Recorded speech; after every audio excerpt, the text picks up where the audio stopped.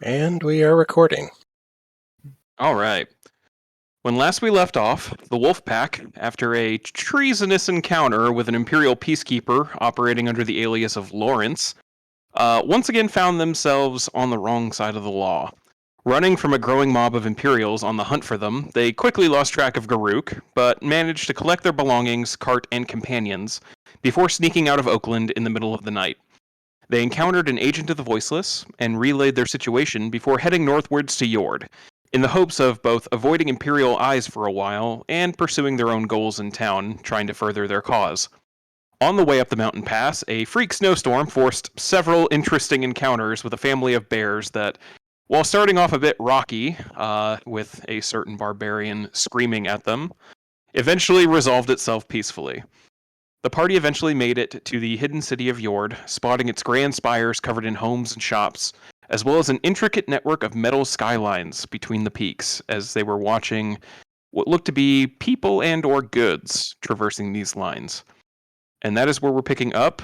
It is later in the day. It's hard to tell exactly what time it is. You guys are a little bit high up and the peaks kind of shadow, and the clouds especially. There's a lot of cloud cover up here. Despite everything still being kind of lit up, it's just starting to get darker. We'll consider it like daylight savings time almost. You can't really tell if it's like 4 or 7. But you guys have you're coming up that mountain pass, noticing all these spires and seeing the skylines, connecting them, and watching a few people what looks to be riding them, hanging from one arm. It looks like Wolfpack. What would you like to do?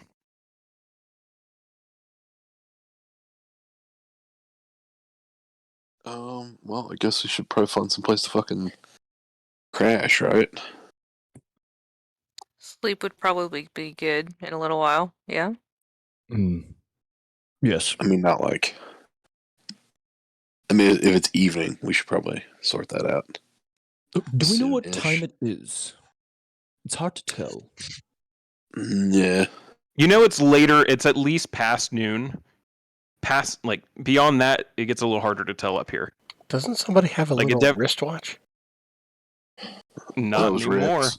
That was What's Rick's. I remember Yep. somebody had one. You guys gave up your walking timepiece. Oh, damn it. We could have got that from him. That sounds useful. It was.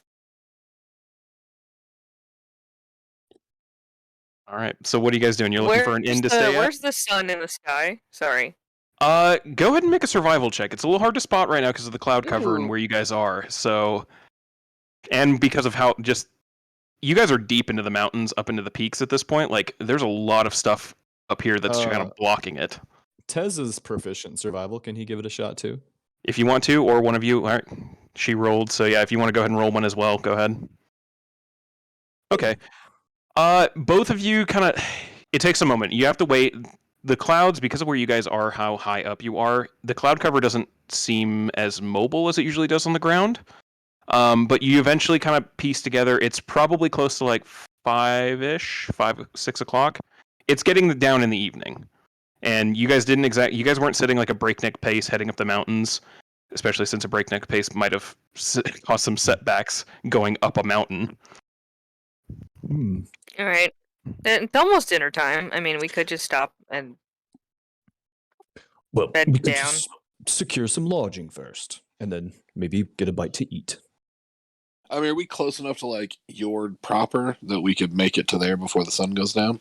Easily, yeah. You guys are out on the yeah. like on the map here. You guys are halfway between the edge of the map and the first spire, essentially. Yeah, I figured we were close.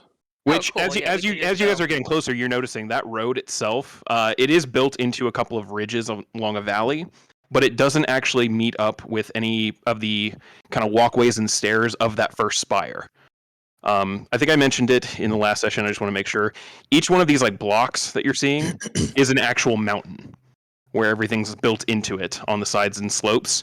There are certain pathways to navigate each cliff and spire, but not all of them seem interconnected. Here, where you guys are on this road at a lower level, you do see some bridges in between some of the spires, but it doesn't look like every spire is connected, especially higher up, other than through these weird skylines that you're seeing. Which, as you're getting closer, you also Maybe- notice one skyline actually seems almost to wrap around that first spire there on the west side. This one. It seems to wrap around, and you do see someone hanging from one arm on it go flying by at breakneck speed, holding what looks to be a box of things attached in the other hand. So when you say arm, you mean like a person's arm? Yeah. So for reference, have you ever seen any of the promotional stuff for BioShock Infinite? Yeah. Yes. Think like that. The Love that game. skyhook. It's Okay. You're not able to make out the Okay. exact details, but for like a frame of reference, it looks like they have their hand holding onto this railing and are just flying down it. But then you've also seen, or from the last session, you saw someone going upwards as well. So it doesn't appear like it's just riding one of these down. Well, that looks like doesn't they're look right. Huh? How are they doing that? This is some sort of magic. Looks mildly terrifying. I kind of want to try it. No, none of us have been here before, correct? Nope, none of you have been here. In fact, I remembered from last session, the twins both rolled history checks, but neither of you had really any information other than this place is super secluded and kind of does its own thing. Maybe there is a place to stay on the first spire over there. Let's give it a shot. Yeah. So I won't even make you guys roll for it because I designed it this way. As you guys are following the road, like I said, this road does not connect to that first spire in any way, shape, or form. And the roads you see go kind of crisscrossing like switchbacks going up the spire, definitely not big enough for a horse and cart. But as you make your way deeper and you hit that second spire over here on the right, there's almost immediately you see a massive 5-story structure and a huge stable, like almost the square footage wise, almost equal to the 5-story building. But you see there's just a shit ton of carts and horses and various other animals that are probably used for transportation into a city, but probably aren't used while here in the city itself. Is it like a mall parking garage? This is very much like a mall parking garage. That's what I'm talking about. Right. How far are Sweet. we? Are we in far enough at this point that we've like seen people, or can we tell You have- what yeah, kind you're- of, what you're the seeing- population looks like? Yeah, you've gotten close enough. You can kind of make out some of the population. First thing you're noticing, most imperial cities are predominantly human, and then some of the sub races, elves, dwarves, things like Yeah. that. You have yet to see a human here yet. Oh, The primary, go ahead and make a perception check actually for me. We'll see how much you notice just so far. You have noticed that much at least. No, you haven't seen any humans yet. oh yeah, baby. There's a whole lot of non-humans here. That's about it. Finn, you're the only human here. Actually, Finn, yeah, with your passive perception, Finn, you would notice. Yeah, he's right. You haven't seen any humans yet. You haven't even seen any elves yet, oddly enough. And you've seen a couple of dwarves, the sturdier variety, so you're probably assuming mountain dwarf. You've seen a couple of orcs and furry individuals that almost resemble cats.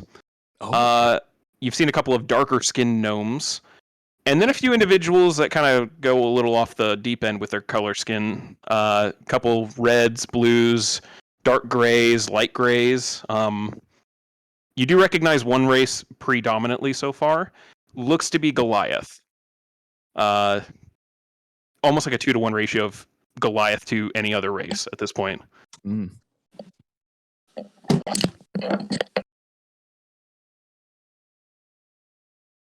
Well, But Finn, you continue making your way into town, and yeah, eventually over there on the right, you do see you kind of pull up near this massive parking garage, for lack of a better term, and see the sign for the Inn of the Broken Skies. ooh, I think we found our stop. Yep, works for me. okay. Willem, can you go check in the horse? Yeah, I can do that. Oh, good. He kind of takes the reins a little bit, like, yeah, okay. I have faith in you. Yep. Thank you, sir. Don't let that stable master push you around. If he gets to Yes, you know how to negotiate. Yep, that's my specialty. Yes, it is indeed. He hops off the cart and goes up to talk to what looks to be some kind of stable master. Kind of notions over towards you guys a little bit. Make some hand gestures. You kind of can't make out what he's saying. He's It's not doing very. great. You do eventually see the stable master kind of hold out his hand for coin, you assume, and one kind of pats his clothing, holds up one finger real quick, and then runs back to you guys. So I don't. You didn't give me a coin purse or anything. He's wanting. He wants to know how long, but it's a gold a night for the cart and horses. Oh my gosh. I hope they take very good care of our horses. Here, give him 1 gold for now, and I don't know, what do you all think? Should we keep them in here for any longer?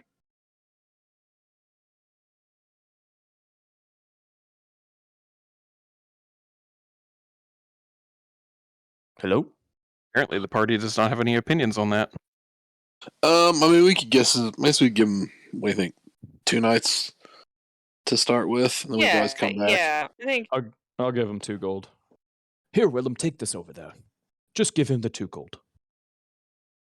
Oh, okay, yeah, I can do that. He runs back over and hands the 2 gold to the stable master. He kind of checks them real quick, pockets them. You see him kind of make a gesture, and 3 deep gnomes come scurrying out and kind of take possession of the cart. Just like, sirs, madams, we will go ahead and take the cart and park it here for you if you wish. Just please have your belongings taken out first. Oh, okay. okay. Thank you for doing business at the Inn of the Broken Skies. And with that, they, as you guys get your stuff out and hop out, they take the cart and horses into the parking garage to be settled up somewhere in there. Willem also then comes back to you holding a small piece of paper. I made sure to get a receipt. Oh, thank you. I'll The take that. receipt. All right. Thought it might be smart. Yeah, Okay. good call. You're very sharp, Willem. Thank you. Yep. Thank Okay. you, sir. And Let's go with find that, something to do.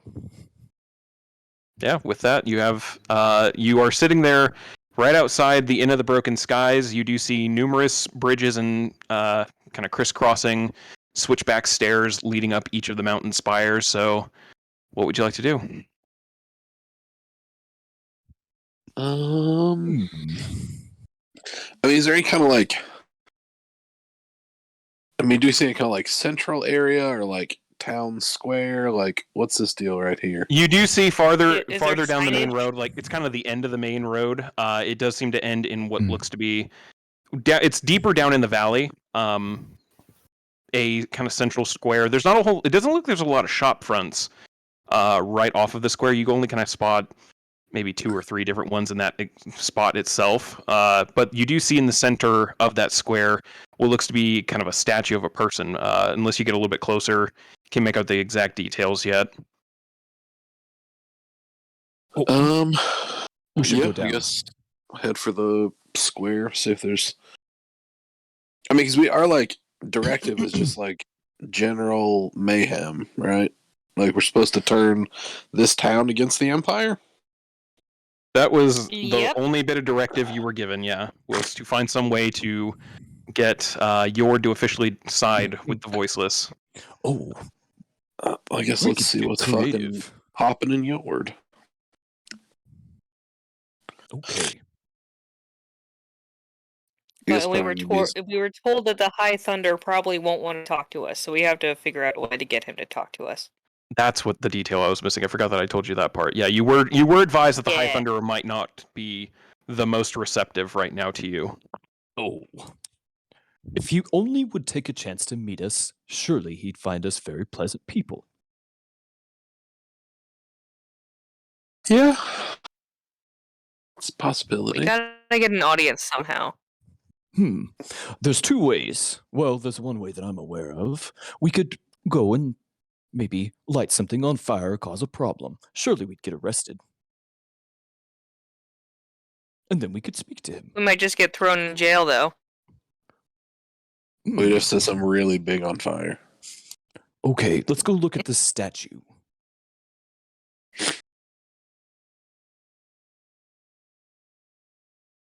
Let's go look at this. I just start walking towards the statue. Okay. I join him. You guys make it into the main square, and yeah, it's about what you were seeing earlier.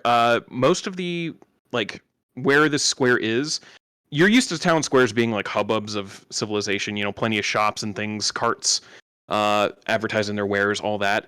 There's really only like 3 shops that are at this level, that are accessible without having to go farther up the switchbacks up to one of the spires.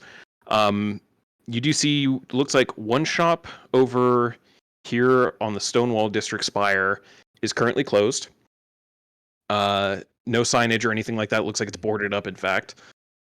There is one shop down over here on the south side, in the Clifftown, one of the Clifftown spires, that looks like it's some kind of restaurant. But the clientele, like with their outdoor seating, the clientele is mostly non-humanoid races. You notice there's a couple of Aarakocra there, a couple more Tabaxi, and what looks like even a Minotaur sitting at one table all by himself. And then off here in the Old Ward Spire right here, this is the only other shop at this level, other than the kind of road up to the Thunder Keep itself, which I'll get to in a minute. There is one shop here that looks like it has just a simple sign with an anvil out on front of it, or on the top of it, that says Blackstone Arms. And then on the west side here of the square, there is just a very simple approach, and then suddenly sheer wall. No, there's not even any like land itself that you can like walk up and touch the wall. It's just, it goes straight down. Like there's a drop off, almost like a moat with no water around here. It just goes deeper down into the valley. It looks almost like the wall or the spire itself was made to be the walls surrounding this impossibly high keep, with what looks to be a large stone door that is currently closed. But you do see up about 50 feet at the very top of the walls. Look, you do see every once in a while a couple torches moving around. You assume it's probably the guards. But as you get closer into the square, the statue that you saw that was a humanoid, you do make out some of the finer details of it. It's definitely supposed to be a Goliath. The statue stands about 15 feet tall, and it is just a Goliath in simple leathers holding a battle axe across his chest in a proud stance of defiance, it looks like. Doesn't appear to be any writing or anything on the statue, though.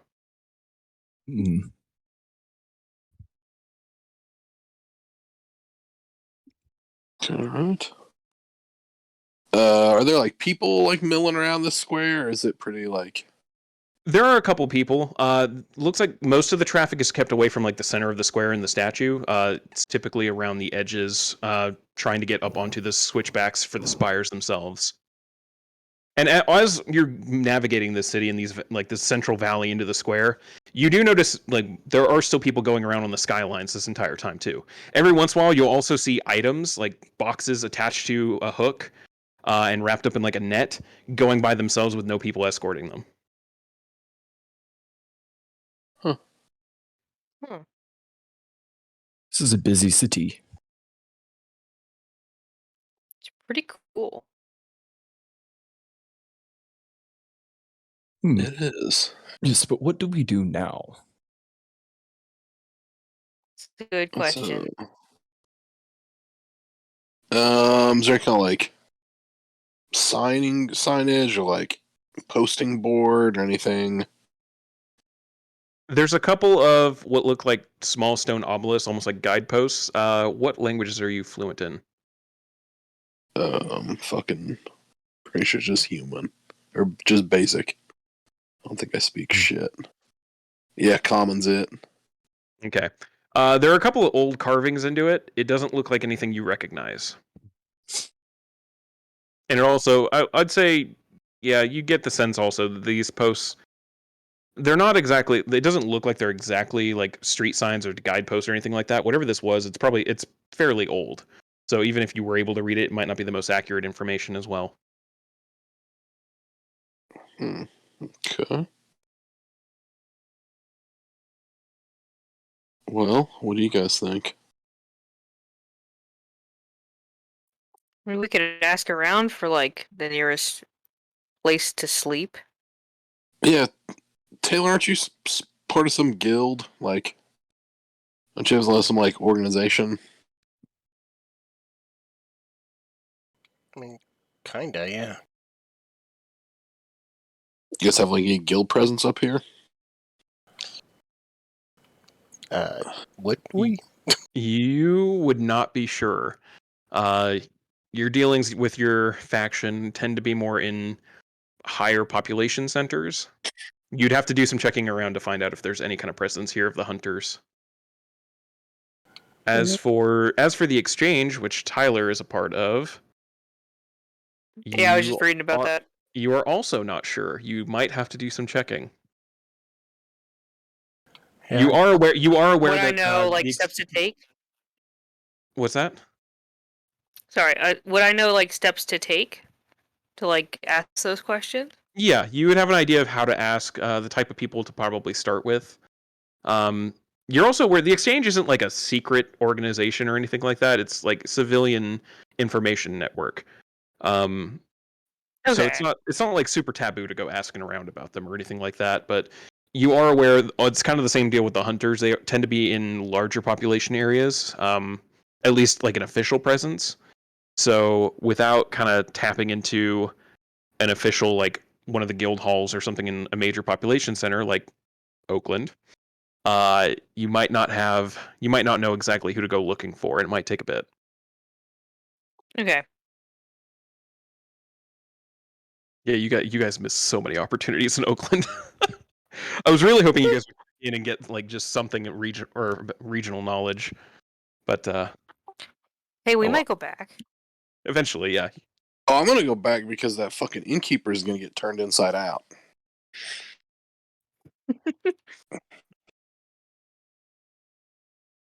His insides are gonna be on his outsides.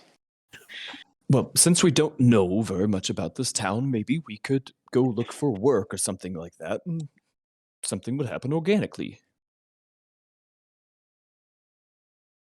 Is anybody around True. like watching us? Like, are we standing out? I'm assuming since I haven't seen any elves or humans or Make a I perception assume check at this for me. point, fucking Taz is probably the most unremarkable person in the group. Because at least there's other like cat people around. Yeah. Looking around, you don't see anyone that looks like Tez, but he does. You kind of get that impression. Yeah, he probably does not stand out nearly as much as some of the other members of your party. The twins also seem to go relatively unnoticed. You're not sure if that's because they're just non-human in general, or their special brand of elf is a little more fey in nature.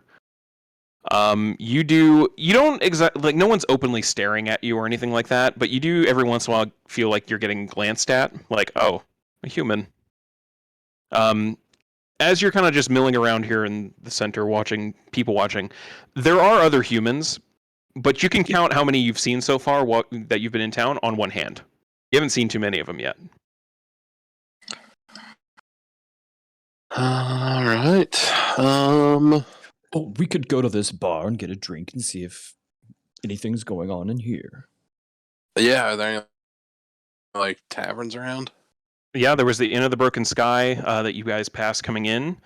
There aren't any around this square. You'd probably have to go ask someone if you want to find another one, which you are more than welcome to do if you wish. I say we just go back to the Broken Sky. It's like the first spot when you're coming into town, so I'm guessing it's going to have the most like foot traffic. Right? Does that make sense? Yeah. Yeah. Good plan. Plus his statue was a fucking bust. Cool statue though. Oh, yes. Well, let's go check in. All right. You guys make your way back to the Inn of the Broken Sky and head in. Inside, you're almost immediately shocked. It's mid-spring, but with the freak snowstorm that happened the other day, it's not the warmest outside right now, especially this high up. At this elevation, you guys really aren't feeling the heat too much. It's been fairly guarded against the wind, but still colder. It's definitely like a Denver summer right now. Going inside, you go from being slightly chilled to immediately comfortable and warm. And you notice the central piece in this inn seems to be a center round stage with 4 sets of stairs coming off in diagonals from each other so that they can be accessed from any point in the inn from the 4 walls. In between these stairs, all around this, are concentric rings of fireplaces with seats in between them so that people can sit there comfortably in the warmth and just enjoy whatever performance is going on, have their drinks in peace, without feeling the chill of what you expect are pretty harsh winters this up. But at this point, the fires are kept a little lower, so it's not burning hot for everyone here. Being a little later in the day, but not too late yet, it is starting to get busy. You are seeing, as you guys enter, a couple other people enter with you and kind of file in, immediately find seats. There's various servers going around, and you do see off in the back wall a very, very large and gilded wooden bar with what looks to be some gold inlay on some of the seams of it. Multiple bartenders running this. You count just in that one bar alone, and you do see there are a couple, as you kind of enter a little more. The ceiling itself here in the center area goes straight up to the roof of all 5 feet, as the ceiling is made of glass to provide a nice little skylight. With each level, you assume being either rooms or more bar space. But just at that one bar, you do see 5 bartenders, one of which looks to be a little more ostentatiously dressed than the rest of them. He looks to be a blue-skinned individual with dark hair, wearing some very nice blue finery on him as he's kind of milling around. He doesn't seem to be doing the actual bartending often, more as just like helping out, kind of taking the money and things like that, letting his bartenders or the bartenders around him do the bartending itself. But that is what you see so far as you enter this place. If you would like to go and get seats, you are welcome to do that. What would you like to do? Yeah, I guess find a table. Okay. All right. Easily done. You do manage to find a table off on one of the sides. Not in the middle, not in the edges, anything like that, but kind of just good view over everything.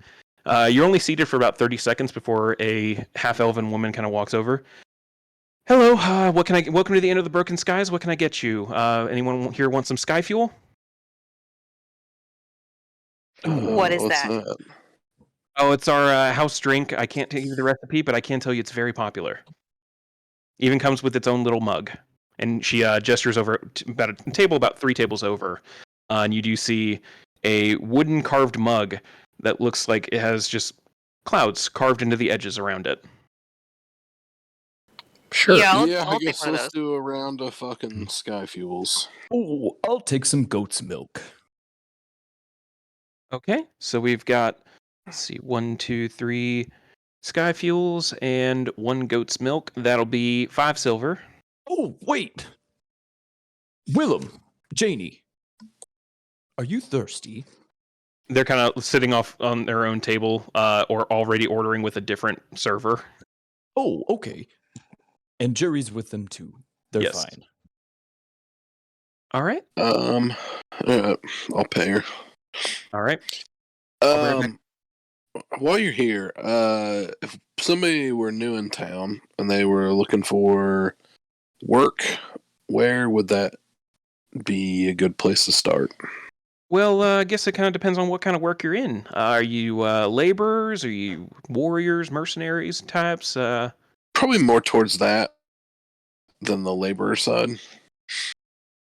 She kind of eyes you guys over. Go ahead and give me a perception or a persuasion check. Oh, yeah. Right. Yeah, buddy. Of course, I fucking You're no good at close my that, fucking are you? character sheet. I mean, I'm not like super good at it, but I'm fairly charismatic. Still. So I can do all right, obviously. Ooh. Natural 20. All right. She kind of gives you guys the once over and seems a little impressed with you, your the air you guys seem to have about you. Well, kind of depends on the shade of mercenary work, I guess. If you're looking for something a little more official, up at the Thunderkeep is the kind of administration of the city. They do offer bounties and such up there. posted by the city itself. The legate every once in a while will also have some options, targets that he just maybe or they aren't wanting to send out officially, things like that. Every once in a while you'll get some notices around there. From the private sector, I do know every once in a while. I think the Windline company is usually hiring to kind of. They have some issues. They're trying to set up the skylines to go far, or the wind lines to go farther down the spires, and every once in a while they run into some issues with some critters down there, kind of preventing that. They probably wouldn't mind hiring anybody. She kind of eyes you guys a little bit more shrewdly. Every once in a while you might hear about some job opportunities too over in the old ward. If you head down there to Fowler's Well, every once in a while you might find someone there who's willing to hire some private muscle. You said the legate. That's Imperial, right? I don't see a lot of Imperial presence around here. We're a little special up here in Yord. We actually our legate and our Imperial garrison are the only non-human garrison in the Empire, actually, under the command of. God, where did I write it? I know I wrote it somewhere. Under the command of Dorthak Stonehand, Goliath commander, who leads the Grey Legion.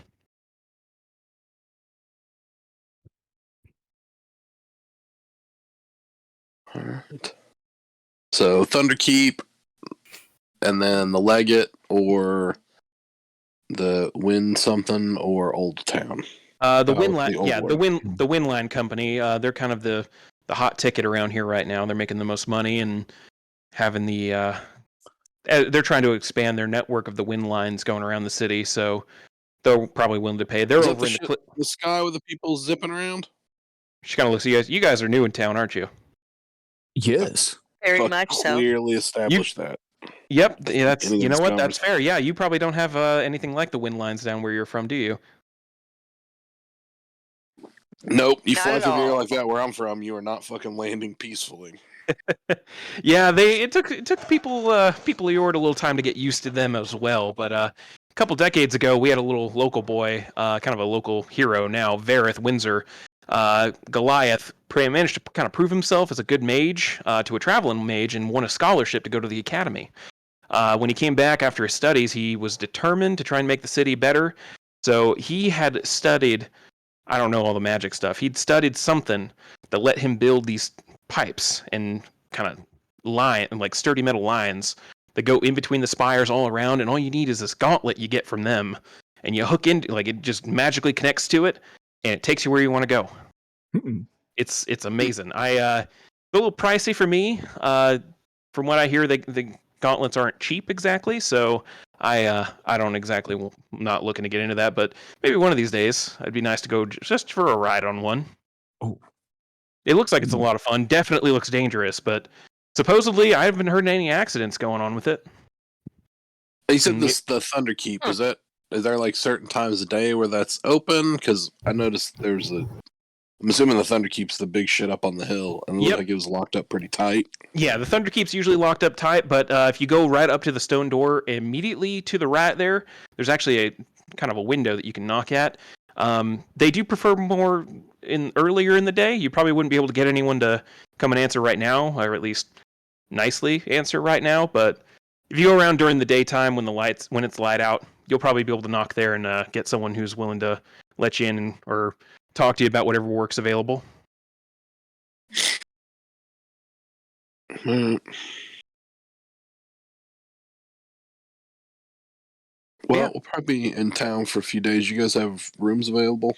We absolutely do. How long are you wanting to stay? Our telling kind of depends on how the whole looking for work part goes. So, well, rooms depending on how many you want.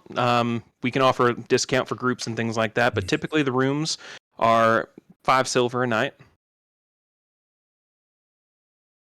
You want to stay for 2 nights, just like the horses for now, and then see where we go? Yeah, that sounds like a good plan.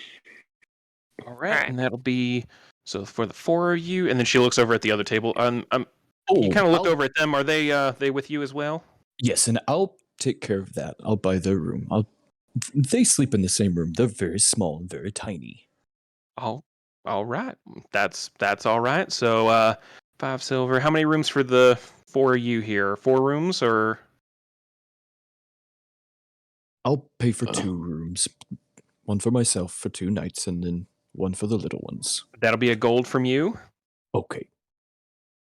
I'll pay the rest. All right.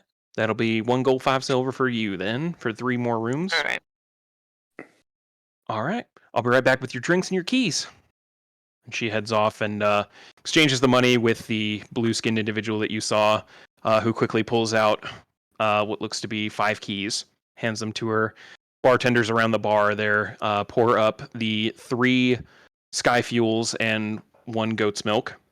Eventually she brings it back over, puts the sky fuels in front of those who wanted them, and puts the goat's milk in front of you, Tez. Thank you. There you go, and enjoy the sky fuel. Yum. This is good I'm going to goat's take milk. a sip of it before I chug it.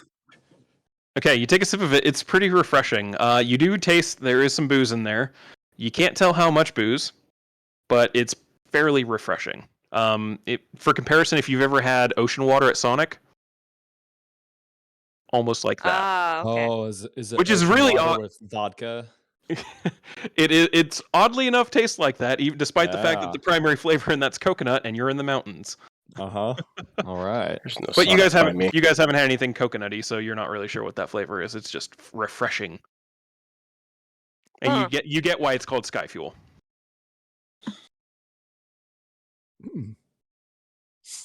I'll down it. You do so. It actually goes down a bit smoother than just the sips.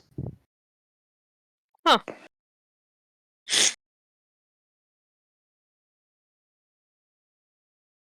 Well, Finn, she liked you very much. She told us a lot of things. Yep. I think she has a crush on you, Finn. I mean, probably. Oh. Or she's, So in modest. the service industry and works for tips, so, Oh. No. Are you implying that she would be nicer to you than normal just for you to give her extra money? Yes. Okay. That is a tactic. Okay. Yep. But I mean, what do maybe you she think? just also likes you. Yeah, I mean, I'm not ruling out, but yeah, most likely, we just ask questions that were fairly commonplace. So, I mean, what do you guys think? You want to chill here tonight, catch the show, and then in the morning go? I mean, if we need to talk to this Thunder Captain or Thunder King or whatever the fuck this dude is, I'm assuming that's that's going to be the Thunder Keep. Right. So, do we want to start there? Do we want to do some other shit and then work up to the Thunder Keep? Or, I mean, it sounds like the old ward has some of the rougher type of jobs. Non-human or not, I think probably still like to avoid the Empire. At least, partially. I don't know how well fast word travels, but I don't really want them fucking sending our fucking descriptions around and getting fucking pinched and thrown in some weird mountain prison. That's a good point. I kind of want one of those gauntlets. I feel like in a pinch that would be easy to get around. Well, it sounds like that Wind something company are clearing out fucking critters. So, I mean, we go do some shit for them, get some of those gauntlets. And then head to the Thunder Keep and see what they got? Yeah. Well, she mentioned that the wind line was doing very well in town. Maybe we could get the most money from a job like that as well. If we help them out, that might give us a good reputation for some of these Thunderkeep jobs. I agree. Let's do that. So, on a whole nother note, is the whole ride up here, what do you think the odds of us ever seeing Garuk again are? Oh, who's that? We Real give it a 1 in sour-faced 4 chance. elf chick. Yeah. Oh, I mean, how's she even yes. gonna find us? I We didn't leave a remember her. fucking note. We left fairly quickly. I guess we did tell the other voiceless where we were going, so maybe if Grook runs into them. Yeah. Yeah. I mean, do you think we'll see her again? I would not bet on it. Wait. Who? Oh. We have a friend. Remember? I mean, acquaintance. Just, It's yeah, it's friend's a okay. strong word, but we have a friend. it's okay. If I see this person again, I'm sure I'll remember. Yeah. She's not real chatty. Oh. Keeps to herself. Wears And a lot of cloaks. You know. She does this a lot then. Just disappears. Yeah, I'd say so. She kind of disappears. Oh. she tends to wander more than the rest of us. Then I'm sure that she'll find us just fine. Yeah.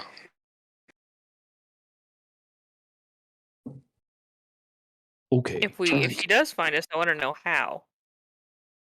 Yeah. Well, I mean, like I said, we did tell the voiceless we were going up here, so Yeah. maybe if she runs into them. Maybe Garuk is working on clearing our name. Oh, I don't think that's going to happen. Oh. No. It seems we've gotten ourselves into a little bit of trouble then. Yeah. That Lawrence dude's probably going to be an issue. Well, Which he's definitely. Oh, 100%. maybe he knows where we are and he's following us up here. And if we find him up here, we can smash his head with a rock. So just throw him the fuck off a mountain. Oh, yes. Yeah, he fell. Oh. Yeah. Oh, I see. I see what you mean. I bet that happens a lot up here.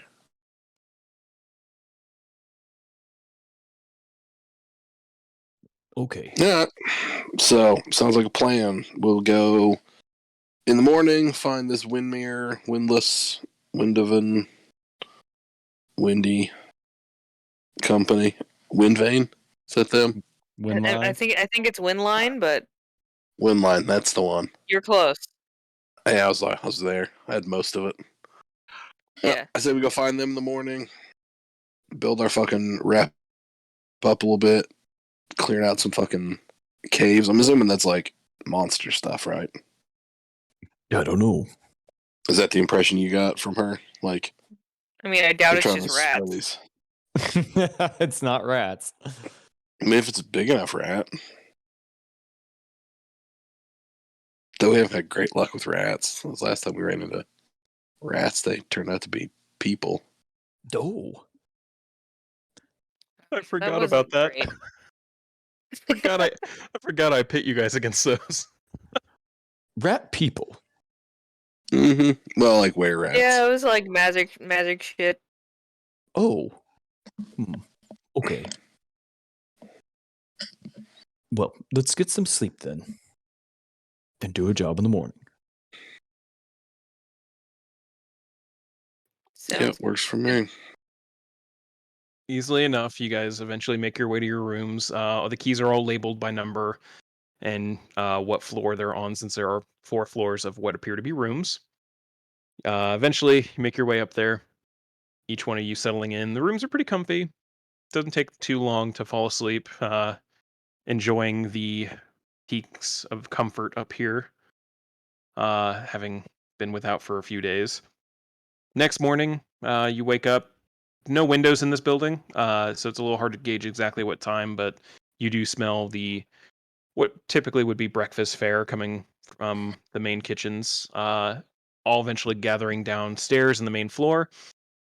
And sitting in one of the seats there, in one of the tables, is a familiar-looking elf woman, just enjoying some fucking pancakes. Speaking of fucking spooky, there she is. We should have taken bets. Oh, yes, I Yep. remember her. Hello! Hello, Grook. Okay. Good talk. Where you been? Grook, where did you go? Why did you leave us? Yeah, Garug, you basically, as soon as shit went hairy back in Oakland, you decided it might be a good time to just maybe hide real quick and see what exactly was going to happen. Assuming that your party was going with you, but you didn't communicate that, so they didn't. But you ran off, hid, eventually realized, oh, they probably left town. They did leave town. Okay. We're contacted by an agent of the Voiceless who mentioned they were heading northward to Yord. And then I believe I messaged you a bit of information that they also passed along to you. Yes. Okay. So yeah, you eventually you managed to steal a horse on your way out of town and sneak out without any of the guards catching you. You're not sure if they saw you or not stealing that horse and leaving town, but you did eventually make your way up the road. Oddly enough, not encountering any bears. But you arrived in Yord just about an hour ago, actually, and figured since this place is immediately off the road, probably has some good pancakes. It's usually how truck stops work. So, Sit down and have some pancakes. They're delicious. Oh, I like pancakes. so are you like catching back up with us? Or are you on your own thing? No, I'm back with you all. Sweet. Well, I think we're gonna hit up the wind spire. Right. Wind line. The Windline Company in Clifftown. Them. We're gonna hit the Windline Company and see if about getting some work. Okay. Also, they told me that we might want to get in contact with Golfer Golfer?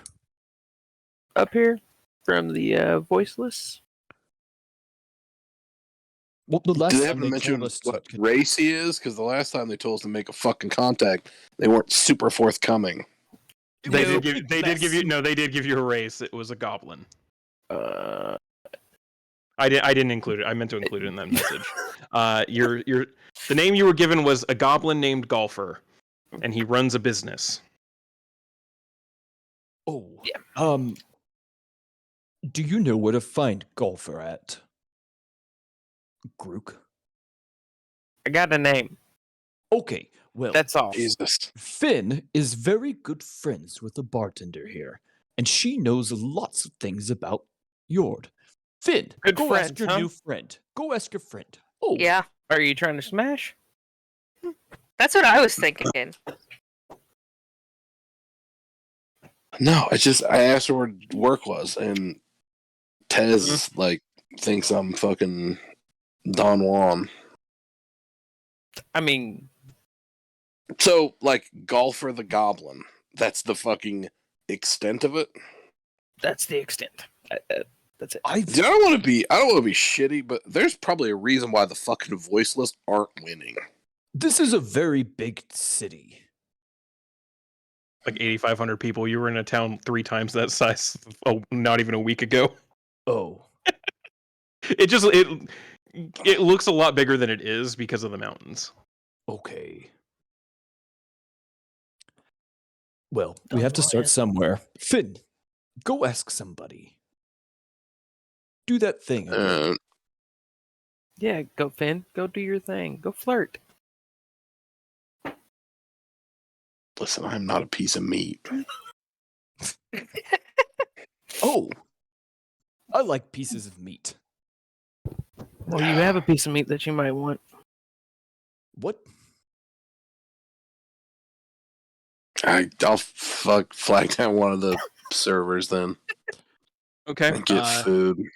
It's a different server this time. The one you had last night is probably not working at the moment, but different server, male deep gnome kind of comes up. Yeah, what can I get you? Breakfast, and we're supposed to meet an acquaintance around. Have you ever heard of a goblin named Golfer? They run a Golfer? business.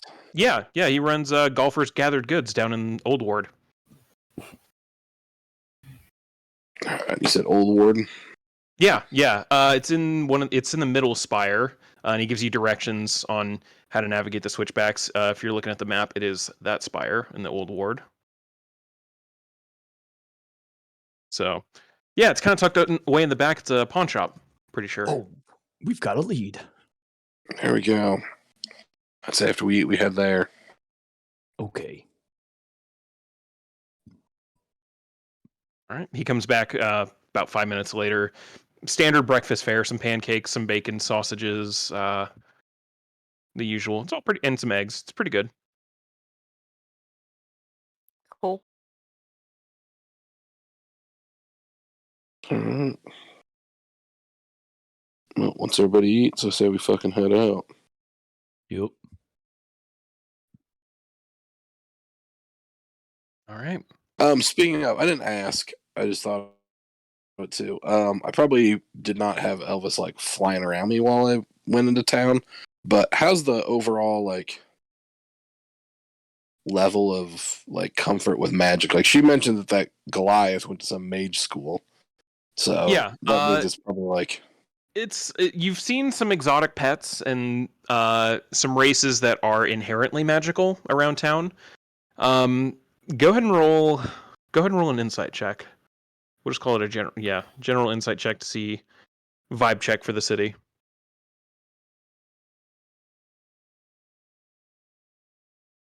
Okay.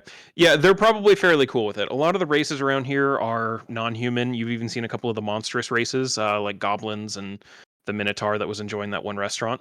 You've seen some exotic pets, things that you probably wouldn't see in politer society, as well. And obviously, the skyline that you are now, or the wind lines, are seemingly magic powered.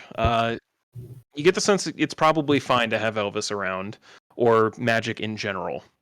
Is a little looser tolerance. And you're kind of thinking back to it now, like after when you were talking originally with the first waitress and she mentioned the Grey Legion, you haven't seen any like patrols around town or anything like that.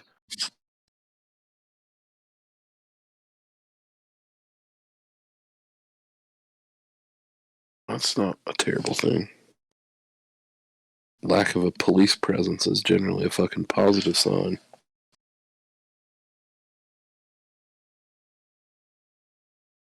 Yeah, just general knowledge for you to have, and you also would have noticed that as well. Yeah, you didn't see any like roving groups of cops going around. So, but yeah, you finish up your breakfast, and I'm assuming you're making your way straight to Golfers. Yep. Okay. Unless anybody else wants to go anywhere else. Nope. Okay. Sweet. Nah. The waiter or server gave you like a general way to get there, navigating the switchbacks. If someone wants to go ahead and lead this endeavor, I'll go ahead and have you roll a survival check, as you're now having to kind of navigate through certain pathways along the city, since you don't have the cheat way of getting around. I can help somebody if they want to roll with advantage. Somebody proficient. Yeah, survival's not my jam. I have a +5, but I'm not proficient. I have a +3. I've got a +5 and I've got the check mark. I'm assuming that means I'm proficient. Yes, it does. Mhm. And I can do it. Set an advantage, right? Correct, as you are being assisted. Okay, just making sure it's active.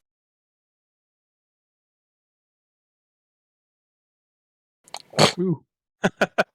Interesting. Double 16s, all right.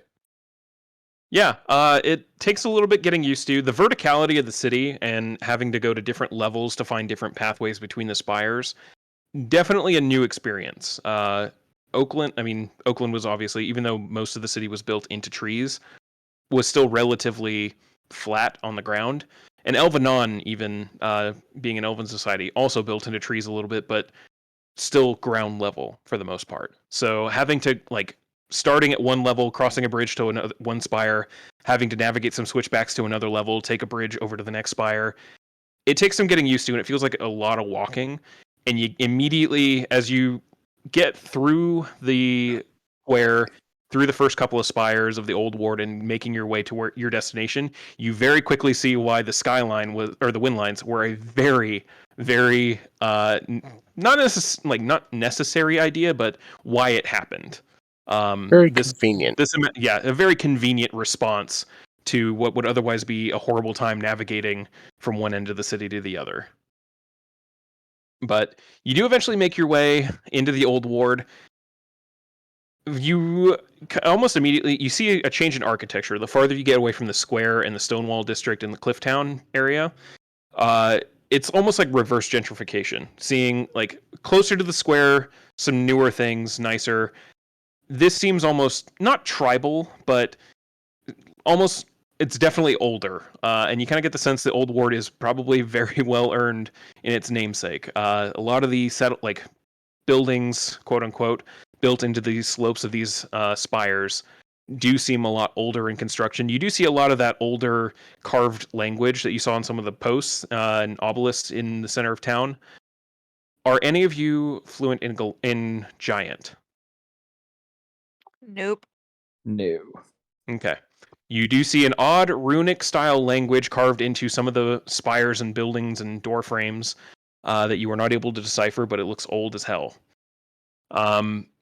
But as you get deeper into this ward, you also notice you start seeing fewer and fewer humanoid races. You saw a lot of Goliaths and Ganassi and Tabaxi and things like that closer toward, where a lot more of the civilization was in the heart of town. But as you get farther in, especially, you start seeing some of the more monstrous races. You do see some Aarakocra flying around up in the top areas. You see a bugbear or two kind of walking around. They all kind of just give you kind of a wide berth. A couple of full-blooded orcs. You do see another minotaur, different looking minotaur than the one you saw last night. Even a couple kobolds kind of sitting and playing a dice game in an alleyway, looks like. And they just, as you walk by, kind of stop, just watch you, and then they go back to their dice. But you do eventually make your way, following the directions, to an older, very old-looking building with a very plain, just written sign. Actually, it's written in several different languages, but obviously you're all able to read the common one, where it says, "Golfers gathered goods." Oh, we found it. Go. Let's head inside. All right. Heading inside, do any of you not have dark vision? I think Tez is the only one I am questionable because I can't remember if he does or not. No, I do. I have dark vision. Okay. It's racial for me. Yeah. Okay. I thought it was. I couldn't remember if you had it inherently or not. Yeah. All of you, as you enter, you immediately sense the shift in light. It is a lot darker in here, but all with dark vision and with one person with sad eyes, but amazing arcane powers that bypass all of that. You're all able to see in here. It is a darker room, but it looks basically like a pawn shop. There's plenty of shelves and a couple of racks of just various goods. None with prices written on them or anything like that, but odd knickknacks, some clothing that looks like got sold. Over in one corner, a couple of weapons that look like they probably haven't seen the best of days, but I mean, someone had them and didn't need them, so there's always money in that. Towards the back, you do eventually see what looks to be a goblin sitting at the back at a little counter, just kind of going through a book. Looks up. Can I help you? Yeah, a mutual friend said sent us to talk to you. They're not real chatty. Some might say they don't have much of a voice. Oh.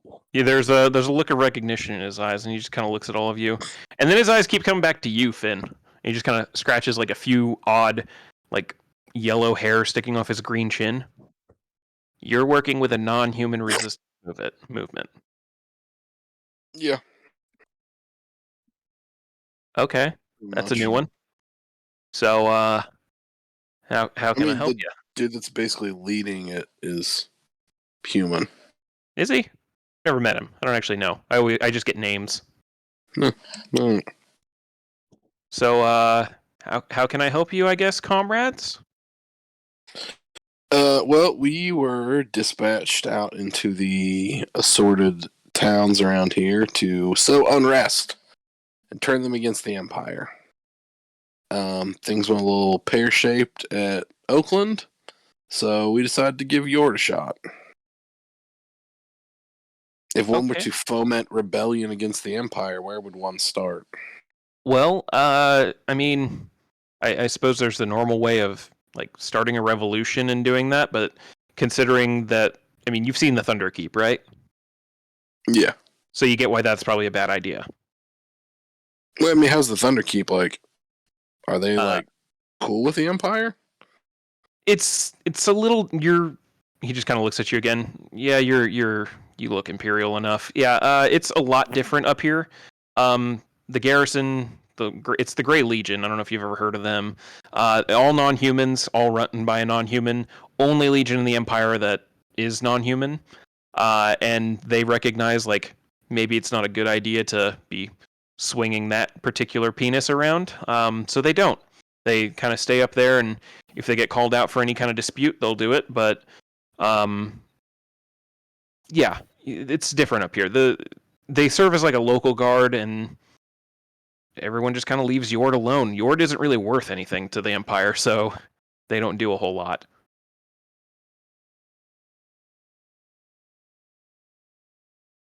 Yeah. But as far as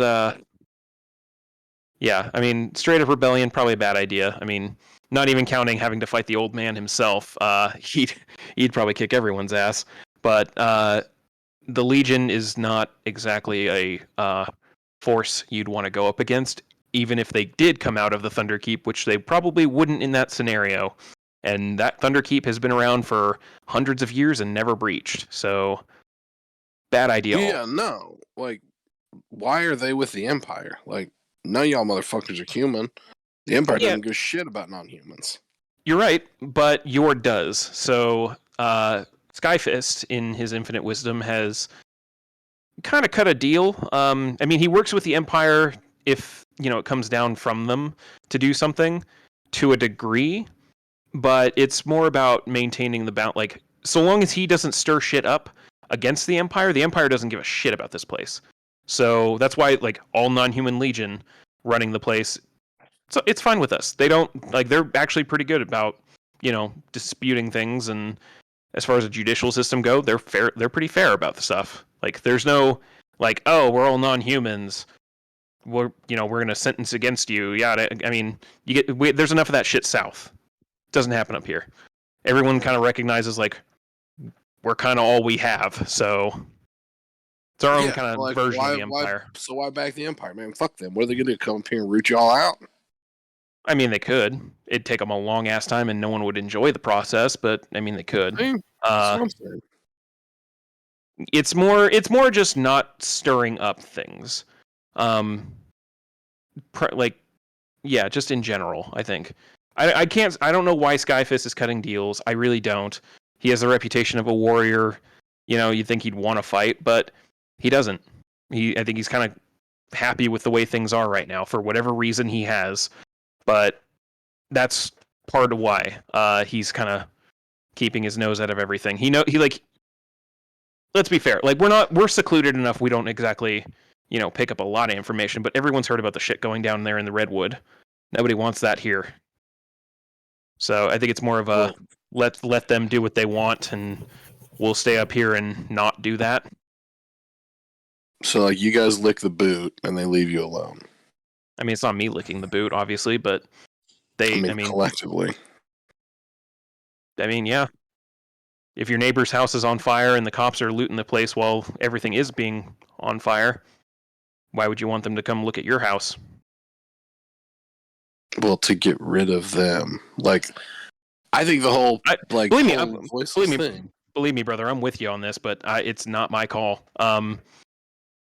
If you're wanting to start something and either get an audience with Skyfist himself or, upturn everything, starting with him, I mean, obviously don't pick a fight with him. Skyfist would crush every single one of you. But if you want, do you want the difficult way that's probably going to involve a lot of people around here dying, or do you want probably the easier way? Well, the easy way sounds better. Well, easier relatively. I mean, less bloodshed in the overall sense. Maybe bloodshed on your part, but less bloodshed in general. Let me put it that way. I mean, that would be good. We just need an audience, honestly. Then you're gonna want to talk to the new. You're gonna want to talk to the new kid then. The what's his deal? The Windline guy. Vareth Windsor, the kid, set up the whole network thing. Oh, we were Alright. gonna go talk to him that way. We were gonna go find work. Oh, perfect. Oh well, there's that. Yeah. That company is mainly like the biggest thing happening right now. I don't know exactly how much political pull that kid has, but he probably has a bit. So, I mean, if anyone can either get you an audience or maybe pull some strings to, maybe not completely change the old man's mind, but nudge him in a different direction, Vareth might be one of those people. How does he lean vis-a-vis support of Empire? I mean, he's Empire trained, so who knows? I don't know if they do they brainwash you people down there or something? I don't know. We mean you people. What do you think I mean? I mean you humans. Oh, You do realize there's like a dozen of you up here, right? that's racist. Maybe, but Yeah. I mean, tell that to the people who regularly kill my people for existing down south of the mountains. Yeah, no, they suck. I mean, to be fair, your people aren't exactly like fucking cuddly. Fair. That's not a word we're usually associated with. You seem more pleasant than normal. I like money. Oh, I don't know many goblins. I don't know many. He kind of looks at you. Yeah. You're not a tabaxi, are you? I'm a Leonin. I don't know what that is. I'm a big lion. I'm gonna call you a big tabaxi. That's fine. Okay. I know a few tabaxi. I just don't know tabaxi as big as you. That's weird.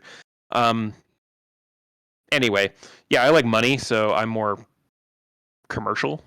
Obviously there's goblins out and about in the mountains, but the goblins you see here living in town are the ones who acknowledged like maybe going around and murdering everybody and getting murdered as a result probably wasn't the best idea. But this is the only place we could relatively go that wouldn't immediately kill us. So That's fair. yeah, not saying like again generalization. My race is horrible, but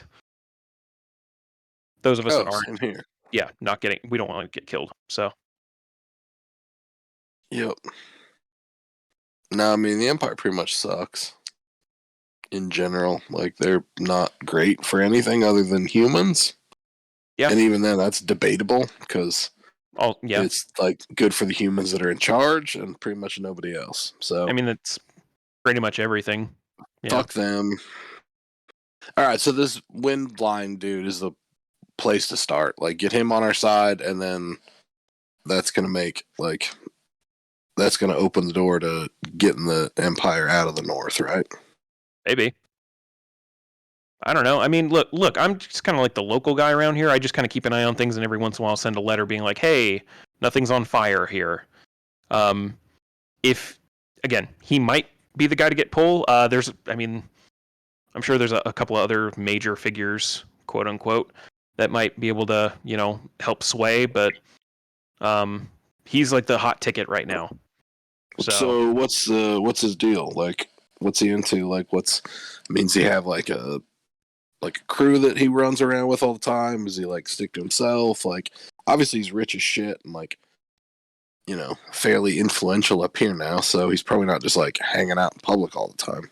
I mean, he was a poor ass kid when he kind of got noticed. So I guess he's has magic though. So I mean, he got the eye of a traveling mage that had come up here for something. I don't know the full story, but caught the eye of a mage, got a scholarship, went south, came back about a decade after that, said, "Hey, I have an idea," and then boom, now we can fly around the city. It's kind of crazy.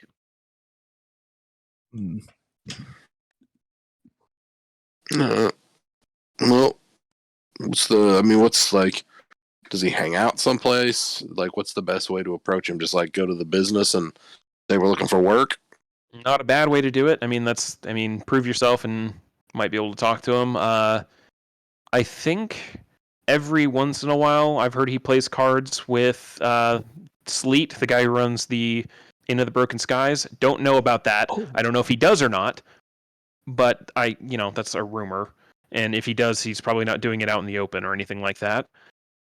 I'm trying to think. Was gambling like illegal? No, gambling's not illegal. It's just, Yeah. I don't know. Kid keeps to himself.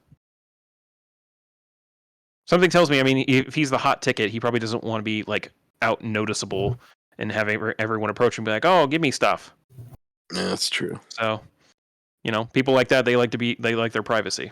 Which, as much as I respect that. Yeah. Trying to think. If you don't want to, like, if anything goes wrong with him, there are a couple other people you might be able to approach to at least get either his attention or Skyfist's attention in general. Fowler, who runs the well down here in Old Ward, his family's been here since pretty much day one. He might be able to help. And I'm trying to think. Sleet might be able to as well. Dorius Sleet, blue skin guy, can't miss him. He runs into the blue sky or the broken skies. He's always around. You could probably smell the perfume off of him if I'm being honest. He's a big name, and well, if you want to, like, if something goes wrong with new guy on the block, and you want to sow shit in his backyard, I hear he doesn't get along with Kavoth, who runs Blackstone Arms on the square. Oh, we're getting lots of good information. So what's the deal with Kavoth? Is he? I could not tell you. Some kind of business deal went bad or something like that. Not entirely sure. So I decided to stay out of it for the sake of my own business. What does Kavoth I mean, look what's what's Kavoth's deal? Is he like a blacksmith. stand-up dude, or is he fucking shady? Oh no, he's super above board. In fact, he's one of the nicest people you'll probably ever meet. Oh. Even if he does appear standoffish, I swear it's hard to read the guy, but he's usually nice. He's a bugbear, so human and slightly humanoids. Keep that in mind. He, monster. But best smith you will probably ever meet. In fact, if he wasn't a bugbear, he would probably be living in the capital smithing gold for all those people to wipe their asses with. Oh my. That kind of smith. Like, he's that level. But unfortunately, he's a bugbear, so, Yep. So, super nice guy. Again, don't know what his beef was. I didn't want to get in the middle of it. Seemed like a bad idea to piss off my neighbor. So, felt, just remember hearing that something happened between those two, and I don't know if it might not even be beef. Who knows? But, yeah. Okay. Alright. Well, I say we head for this dude. Let's head for the win line and get some fucking jobs. And when we get back to the inn tonight, I will inquire about a card game and see if I can work that angle. Sounds like a plan. All right. Well, I mean, if you need anything else, if you want to buy some stuff, I got stuff here too. Just remember that. You got anything good? Yeah, take a look around. I kind of take everything that anyone's willing to sell. Not too picky. If you want to run an investigation check, if anyone wants to run an investigation check, you are more than welcome to. I'll do that. I'm always looking for stupid shit. With my I'll try -1. Yeah, I will say no one help each other on this. All static rolls for every one of you. Yes. All right. Tez, you immediately find a little like porcelain figurine of a lion, and it doesn't like you start like you almost want to look at the weapons, but then you see like a couple of them have a little bit of rust, and you're like, nope, fuck it, the lion is awesome. This is very cool. Garuk, you do find a set of what look to be vambraces that are a little scuffed up around the edges and everything, but you kind of start like trying to bend them a little bit, and they seem a little more firm than you probably were imagining. It's about all you're able to get at the moment. Tyler, You do find. Let me see. I had it written here somewhere.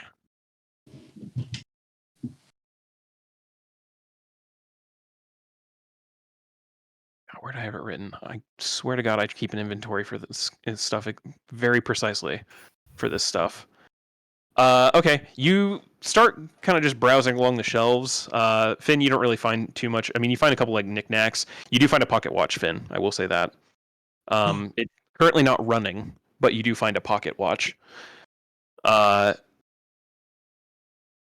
Yeah, Tyler, you're kind of going through some of the jewelry that he has on display, and one ring in particular catches your eye, with some intricate markings on the inside band. Taylor, you managed to find. There's a couple of bows that you're looking at. Some of them are cracked. Some of them are like about to break. Like if you were to draw attention on the string, would probably snap in an instant. But you do find one. The bow itself isn't magic or any kind of impressive. The string, though, something about that string, you kind of like seems to catch the light a little differently than most kinds of bowstrings would.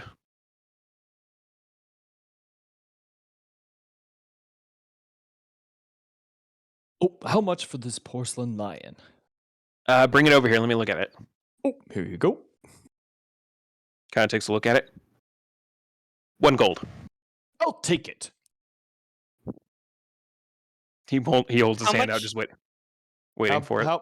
How big? I'll hand it over. How big is the lion, like dimension wise? About the size of like a Coke can. Oh, okay, awesome. Cool. How much is this and what is it? Bring it over here. Yeah. He takes a look at the ring. No idea. Couldn't figure out what that script was inside. But I mean, kind of like taps on the table. Nice little solid ring to it. I mean, it's actual silver. I'd say 5 gold for it. Not sure what it is exactly. You'd have to. I don't even know if it's magical. Who knows?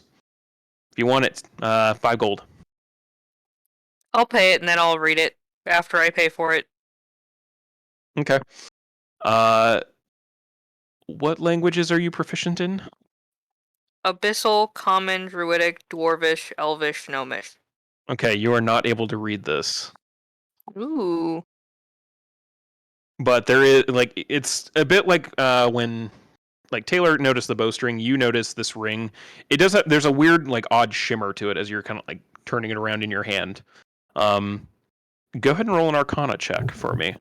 Ooh.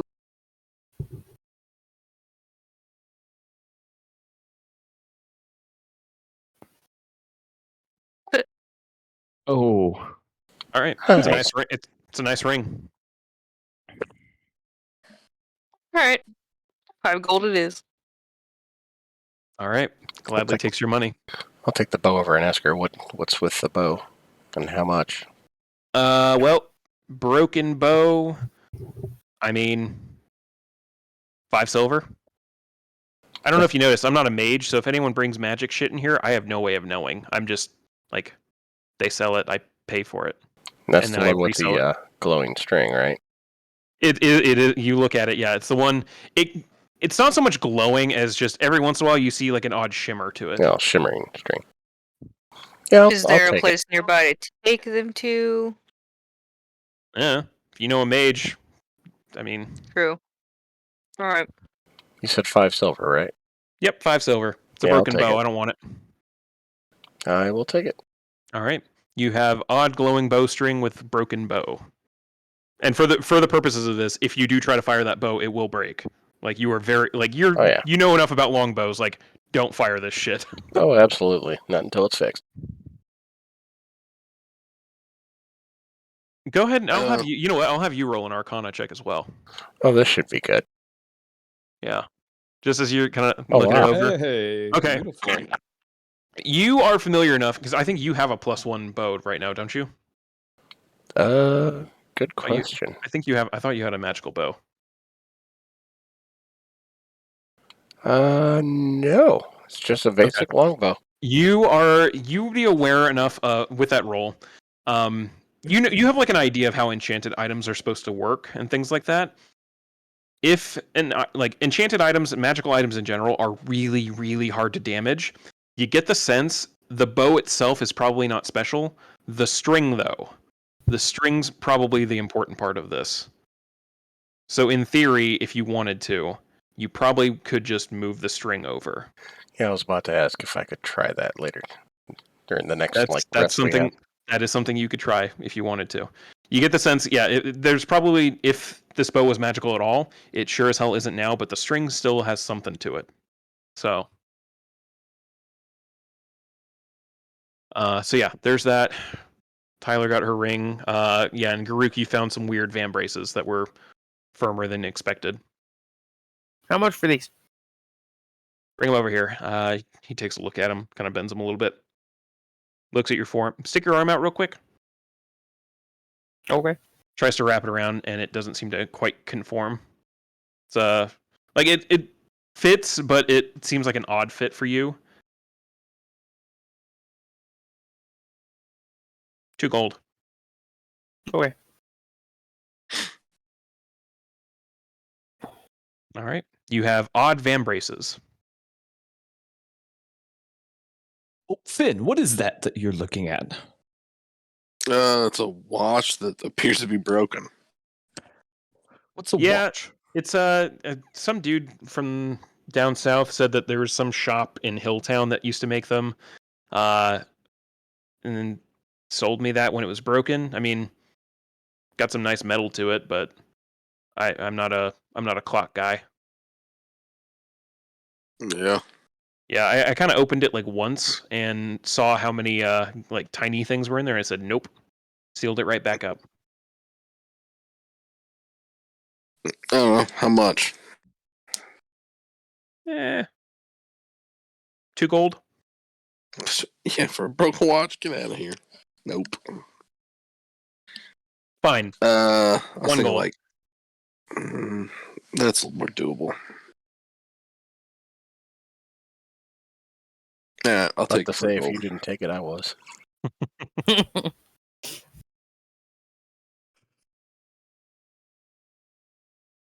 Yep. Put down broken pocket watch. Fuck, fixed. It's probably. I don't even remember how much I paid for Rix's. It wasn't cheap. That's what I was thinking. I hope it fucking ticks as loud as Rix's did. It's broken. This thing will get sold immediately after it's repaired. The good news is it's right at least twice a day. Exactly.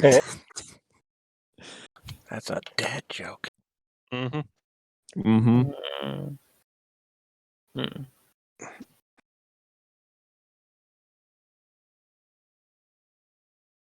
Oh, well, he was a wealth of information. I'm Did you assuming you get guys the full have ship, too? left and are not saying this inside his shop still. Yeah, I'm assuming we're on our way to Windline. Do we know Yeah. that? We know where that is, right? Like we got directions You from were him. yeah, you were given like a rough idea. It's down in on one of the Clifftown spires. It kind of has like its own sub spire. It's a little odd. Like there's a little mountain right off right off the square. But yeah, you have a rough idea where it is. Well, the people around aren't like weirded out, or it doesn't seem out of place. I'll have Elvis out, like just chill on my shoulder, or like flying around. Easily done. It seems you actually get fewer looks with him around than you did without.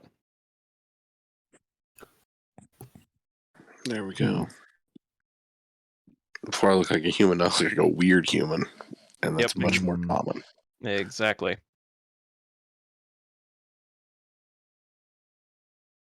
Okay. All right. So yeah, you guys are heading down to the Windline Company. I'm gonna say let's take a quick 5-10 minute break, just so in case anyone needs to use a bathroom, get drinks, anything like that. Cool. Sounds Works like for a me. good idea. Yeah, we'll be back here in 5-10. Alrighty.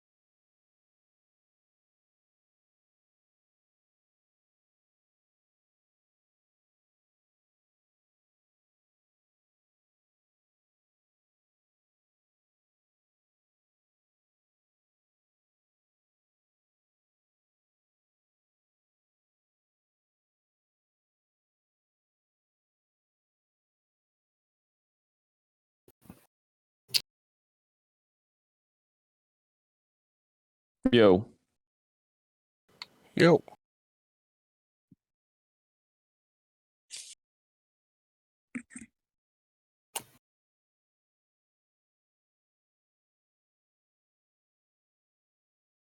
What's up? Nothing. Who else is Yo. back?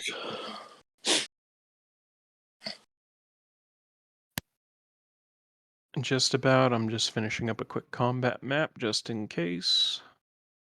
Ooh.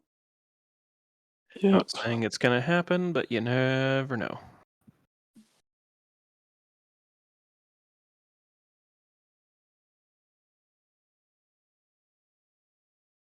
I've got about 15 minutes left in the 6th episode of Arcane.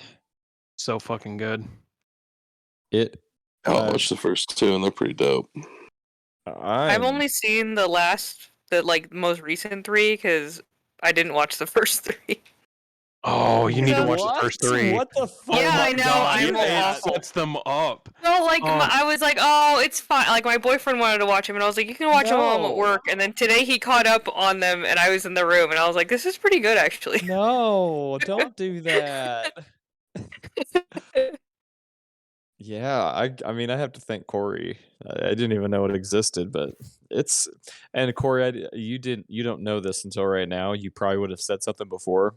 I have a completely awful hate for Imagine Dragons, like worse than anything in the entire world. Like it's completely unnecessary. I Fair. hate I feel the that. fucking Imagine Dragons. So there was a little scene in the second arc that kind of triggered me a bit. But I it's kept 'cause going. they did the theme song for it. I kept going.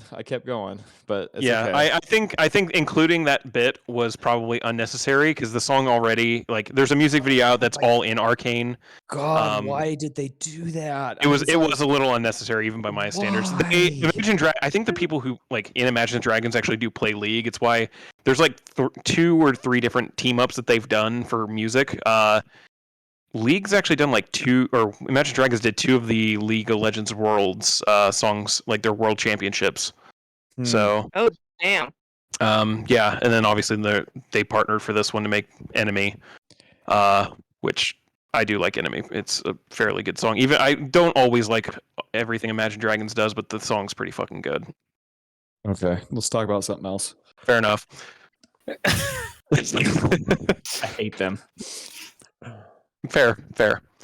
Okay, so you guys make your way through town over to where the Wind Line Company, you've been told, is. It's pretty easy to spot almost immediately because it's basically one whole cliff face on one of these spires with numerous spots where these wind lines kind of converge and go into different little holes, almost like a ski, at a ski lodge. I can't think of the name. The runners, ski lifts. There we go. God, that was bug me if I didn't get it right. It's almost like ski lifts where you see the line just going into the building. You don't know if it comes back around and out on the next, the one right next to it, but at the very least, it goes into the building for either a termination of something. But yeah, you start approaching there. You don't exactly see a guest entrance or anything like that. There's just kind of a main door and a couple that are marked employees only. It's kind of like going up at a UPS shipping facility. It's not the most user friendly for normal people. What would you guys like to do? Does you see anybody standing around? Go ahead and make a perception check for me.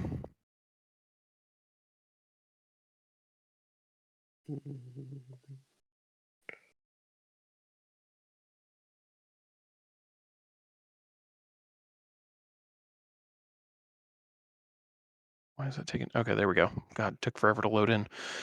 Okay. Standing around outside, you see a couple of guards in kind of just general patrol. These also, they do not appear to be normal guards. They look to be private security. They're not dressed in any kind of imperial colors or anything like that, any kind of town guard markings. So, but if you want to go up to one of them, you can talk. You don't see any actual employees though, other than the security. Yeah, I'll approach one of the security guards. All right. I'll go They- with him. They just kind of look at you as approach. Excuse me, can I help you? Yeah, actually, maybe you can. We are new in town, and we've done a bit of mercenary private security work around, and the one of the waitresses at the Broken Spire suggested we try around here to see if there was any opportunity for employment. I'm assuming you mean the Broken Sky. Yeah, I said right. Go ahead and make a persuasion check for me.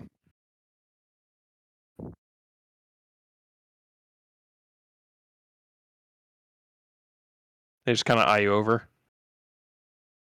Employment office is that way, and they point at one of the few doors. It's not really like a marked door, like come in here or anything like that. It's just a door, one of the like two that you see that doesn't have an employees only sign on it. Nice. Perfect. Oh, good. Thank you.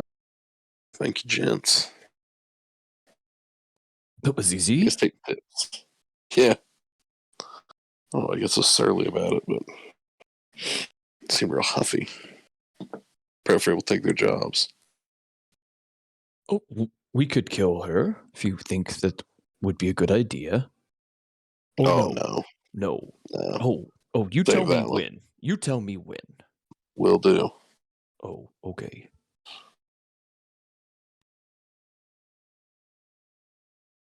All right.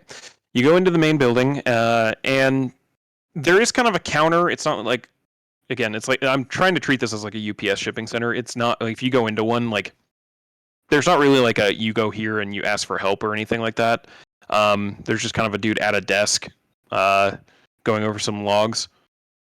Can I help you? Yes. Those directed. This is the employment office.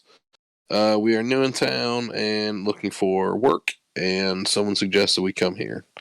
They said you occasionally will hire contractors. Well, You're labor division's like- packed right now. Unless you guys are some kind of, they just kind of look at. You're probably not day laborers, are you? No, like the Not at all. Enchanters? Look like I heard you guys are like trying to expand. No, you guys are trying to like expand the network, and they're having trouble in the lower levels with some fucking critters. Oh Something yeah, along those lines. the new mine line. Yeah. So yeah, here's the rundown. Basically, there's going to be a new mine on the west side of the city, down in the down at the bottom of the valley. We're trying to set up a skyline directly, or wind line direct. God, I'm going to keep doing that to myself because I didn't name it skyline. We're setting up a wind line going directly down to it to ferry goods and workers down to the mine itself. Started working down there. We got the line to the bottom, but we didn't get the line coming back up from there. So we keep getting kind of harassed by creatures. We don't really know what. The workers never seem to want to talk about it if they come back. Grey Legion's gone down and chased some things off every once in a while, but keeps happening. So we're just kind of wanting someone to go around, figure out what keeps showing up and getting our workers and stop it from happening. Current price right now is 5 gold a head for whatever the hell is doing it. Oh, Yeah, no, definitely be interested in that. So, is it like killing workers, or is it just like scaring them? Yes and yes. Okay, so it's killing like a bunch of them, or like a few. A couple. Sometimes we've only sent like 3 shifts down there because we kind of wanted to stop losing people. Right.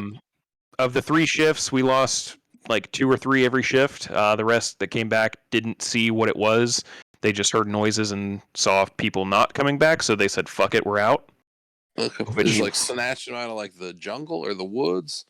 Are they like disappearing out of their tents or houses? Kind of the first option. They're not living down there. Like this is day labor stuff. Like they go down there to start setting up the lines and Oh. everything, and then they come back up at the end of the day. Except when these attacks happen and a couple people, something happens, they hear noises, some kind of beast roaring, and then they hop back on the line and say, "Fuck it, we leave." oh, okay. So Is it hitting them like underground in the mine or like above ground? Not above ground. We're not actually building a mine. That's another company that we're just building the transportation to. Okay. has anyone seen the bodies of the deceased? Nope. Oh, But we also, to be fair, didn't really go looking that hard. Okay. For fear, it's not. We don't have an army. Like I don't know if you saw, we have like 3 guards out front and a few in here. That's it. Well, you need some help then. The actual army went down, took a look, didn't find much except a few like scattered beasts and ran them off. So that's it. That's all I got. If you want to go down there and take a look and kill whatever the hell it is, we'll pay you. Yeah, definitely in. Okay. Do you have a way down there? Hey, in lieu of pay, like, what's the deal with these gauntlet things that I've been hearing about? I was just about to ask you about that. Do you have if you don't have a way down to the base valley of the spires, we can lend you a gauntlet each to ride down the skyline or to the wind line. God damn it! To ride down the wind line to the base. Just change the name. You'll have to give it. I honestly might, but it's it's very much tied because the dude's name is Windsor. Oh. Yes. Yeah. So yeah, Just call it the I'm gonna Windsor Skyline. Yeah, there we go. Call him There you go, Skylar. problem solved. Yeah, Skylers. There we go. Skylar. That works too. No. Skylar win. Anyway. Yeah, no. If you guys don't have a way down there, we'll lend you a gauntlet to make your way down the wind line to where this is happening. You can take a look around. Obviously, if you try to run off with our property, we will eventually find you and or kill you. That's just corporate policy, but that's an How option. much is one? Just curious. Also debatable. To buy it standalone, 200 gold. What if we were to maybe negotiate a deal where we get gauntlets if we take care of this issue at the bottom of the mine in lieu of payment, like as payment? Well, considering we're offering 5 gold per head, you'd have to kill a lot of heads. But How much is it worth to have this problem solved? quite a bit. That's why I added but. If you come back with more than 1 head, maybe we can work out a discount or something like that. Uh-huh. All right. Let's just go see what they've got going on down here. Yeah, I guess we'll borrow them for the job, and then we'll see what's up. All right. So he takes you over to the station. There are some gauntlets there that look to be kind of just ready, like floor models ready to be sold. He does have a weird-looking device with a pincer on it, and he goes, just for corporate policy so that we have it on file, I'll need your name, and then I'll need a sample of your blood. Oh, is Ooh. that a good idea? I mean, if you want to borrow stuff that costs more than some people's houses around here, yes. And why do you need our blood? So that if you try to run off with our stuff, we don't have to like make new stuff and just write it off as a tax write-off. How long does it take to get to the bottom of the mine without these gauntlets? Don't know, haven't ever done it. How far is it? He kind of gives you a rough description. So on the map itself, it's on the outer edge of Clifftown over here, which as you're kind of given the description, these the south and western spires of Clifftown, there's nothing on the outside like this side of everything. They're sheer cliffs going down. Okay. Will we get our blood, our samples back? Yes. How many feet is it? Quite a few. At least 500. I'm not super smart. Oh, so 500? Is 500 the number? He just kind of looks a little bit. I don't. It's at least 500. It might be more. Let's just borrow the gauntlets. Yeah. No, I'm gonna fucking climb a little ways down. I'm gonna dimension door. I don't even know if I want this fucking job.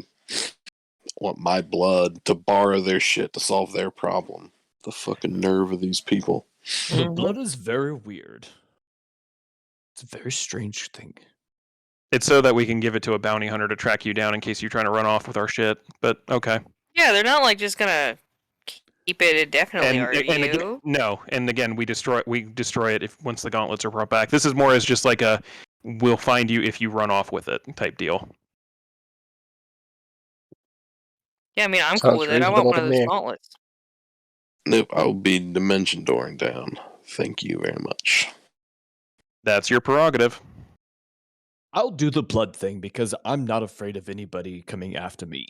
And I'll look right at him and I'll say, I mean, if the glove goes missing and you come after me, I just want you to know that I don't care. Do you understand me? I You mean, can it's have not- as much blood as you want. it's not me going after you, but all right. Okay, here you go. I mean, I think the easiest solution in all of this is just don't run off with the glove. But okay. okay. Yeah, we just buy it after we're done if we do it. I mean, we can always choose not to do it and just bring them back. I mean, yeah, that's also an option. What if we get down there and it's only one big gigantic thing and we kill it and we only get 5 gold?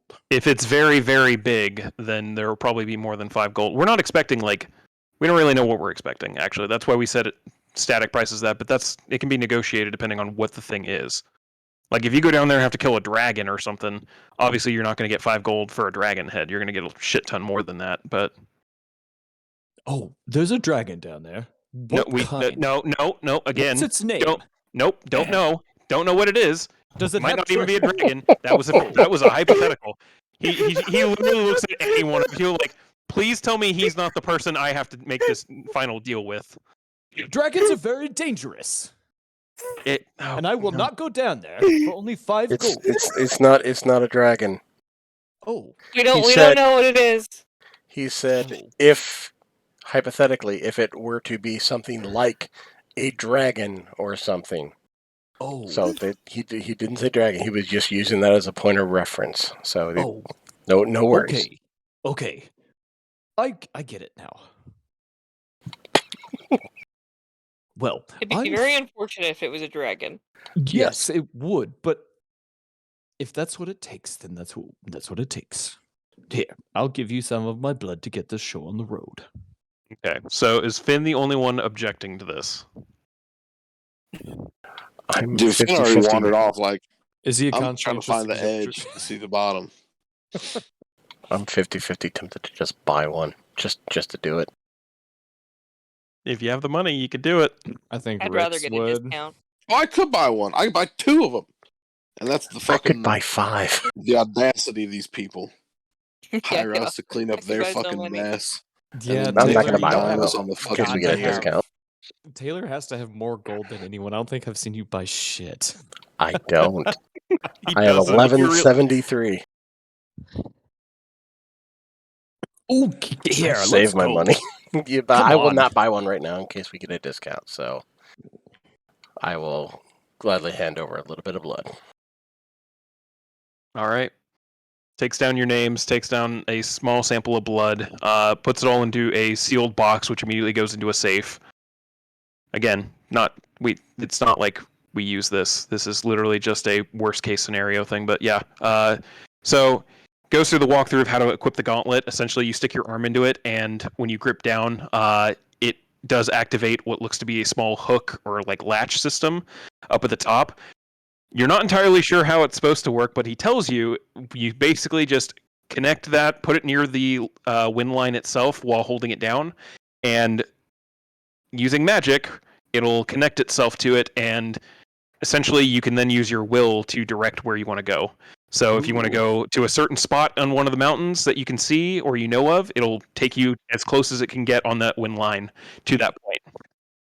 Sweet. How fast does it go? Are you asking him that question, or are you just, or because he doesn't How fast specify? does this go? I mean, you can go pretty fast with it. I guess it depends on how good your stomach is, and I mean, I'm good. I'll be we fine. also recommend being careful because some lines you will encounter other people on there, and please don't hit them. What if they get in my way? You should probably slow down then. Okay. I'm going to go as fast as I can. That checks out with what I've seen about you so far. Have I seen how it works? Because if I have, I'm doing it. At this point, you've seen a couple people come and go on some of the wind lines here in the main facility, and yeah, it literally does seem as simple as like they just put their arm up while gripping down on it, and it connects and they take off. Wait, where the fuck are we going? Don't know what So- direction to go. You guys are heading to it's the base of this spire over here on the west side.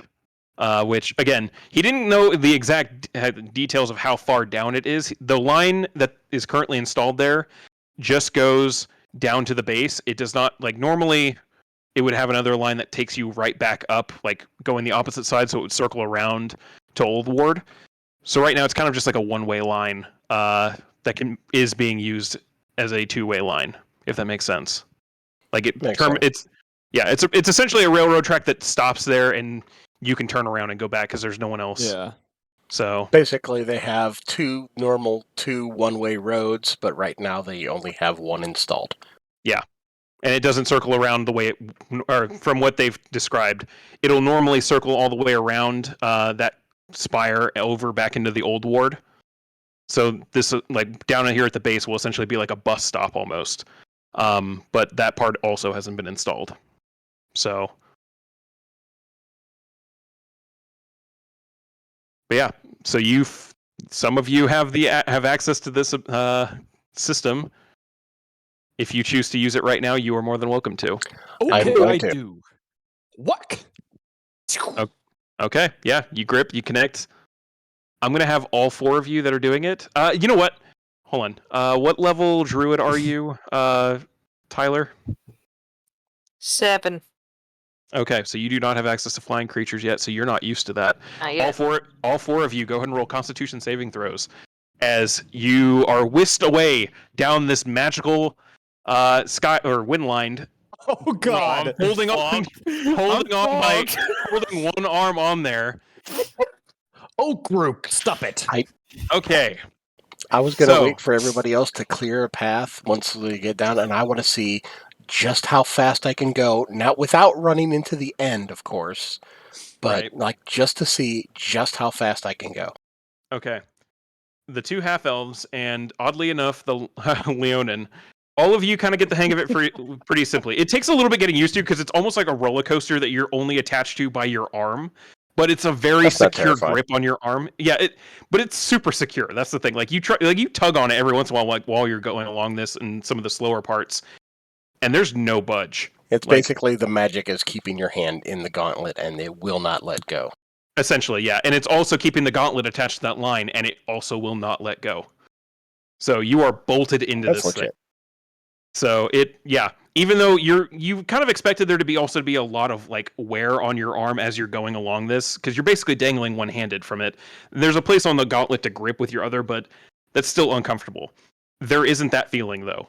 Whatever kind of arcane feeling this is that's locked your hand into there also seems to be taking a lot of the stress off of your body as you're riding along this. So it almost it doesn't feel natural per se. It's not as bad as it probably looked. Except for one shadowy elf character who on the first as you circle around one of the cliffs, you'll kind of look down and you're used to heights, but then the line goes down into not quite a full drop, but enough of one to kind of get the stomach rumbling a little bit. And you pass by one of the skywalk, like the switchback stairs on one of these spires. And a few people you definitely hear screaming as they kind of get some nastiness dropped on them as you go whizzing by, as you lose your breakfast and all of the pancakes it contained on this skyline. Finn, as you've wandered off at this point to go find your own way, you do see, as all of them go flying by, Taylor at top speed, which you get going real fast. Nice. It's kind of a blur at this point. But you also see Garuk barely hanging in there like, ugh, as she goes flying down as well. Just how fast did I go? I'll say roll a D100. Ooh. 12 miles an hour. Roughly, you get almost into like the 60 mile an hour range going that fast. Nice. Wow. You find a really good downward descent spot, no traffic in there, you just go flying.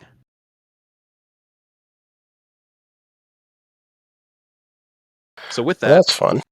Finn, You are navigating your way to, I'm assuming, like the farthest spot you can get on one of those spires, since the outer edges don't have any like kind. just where I can see the line going down, and then I just look for the end of the line and dimension door. Go ahead. I'm going to have you roll a survival check real quick. I have a feeling it's going to be a lot more than 500 feet. Yep. Okay. You find a spot that you think is probably fairly close to the bottom. You can't quite see it from up here, and that part makes you gets you a little nervous. That's fine. I got two. I can take 2 jumps. As you kind of start looking around, though, you do notice there's a couple of gnomes and dwarves kind of carrying some mining equipment. For reference, you're over here on this side of the spire because, again, the outer edges don't have anything. So you're kind of trying to peek down on the way down the valley. You do see some dwarven miners heading towards the old ward.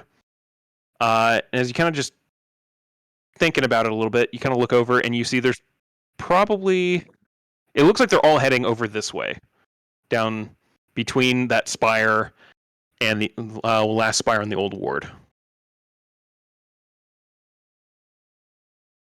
Okay. And you kind of get the sense that there might be a way down that way that's probably a little safer than cliff diving and teleporting. Yeah. But that sounds like so much fun. If he survived.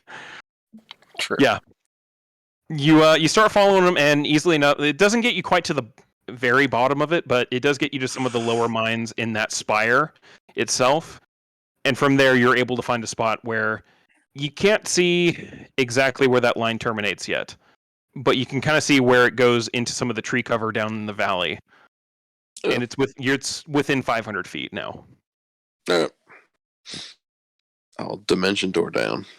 Okay. You appear about 300 feet away from where the line terminates, and where all 3 of them, or all 4 of them at this point, as Garuk has slowed herself down to minimize the damage to her insides. All 4 of them have now hopped off. Work threw up all over. It was gross. I saw that, actually. It looked terrible. That was a rush. It's pretty fun. Pretty fast. It did. I've never moved that fast before. Pancakes don't taste good second third go around. Flying feels really good. Yeah, it looked fun.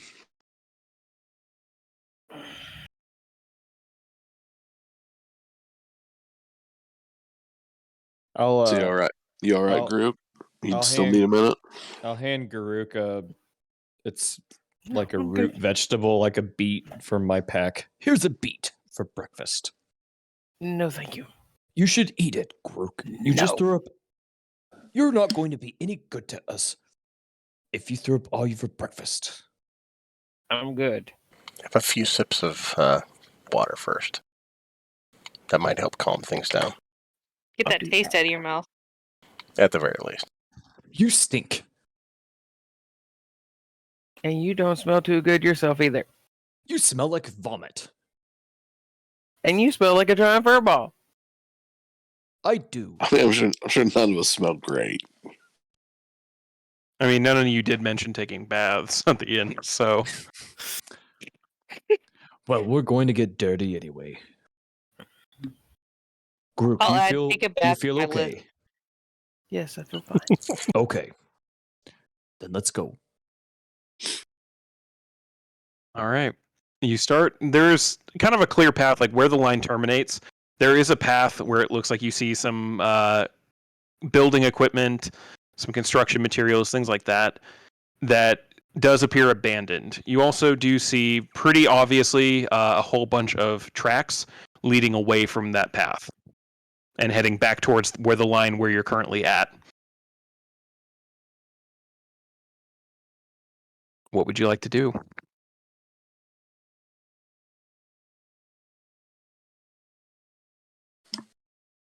Well, there's no workers down here, right? So nope.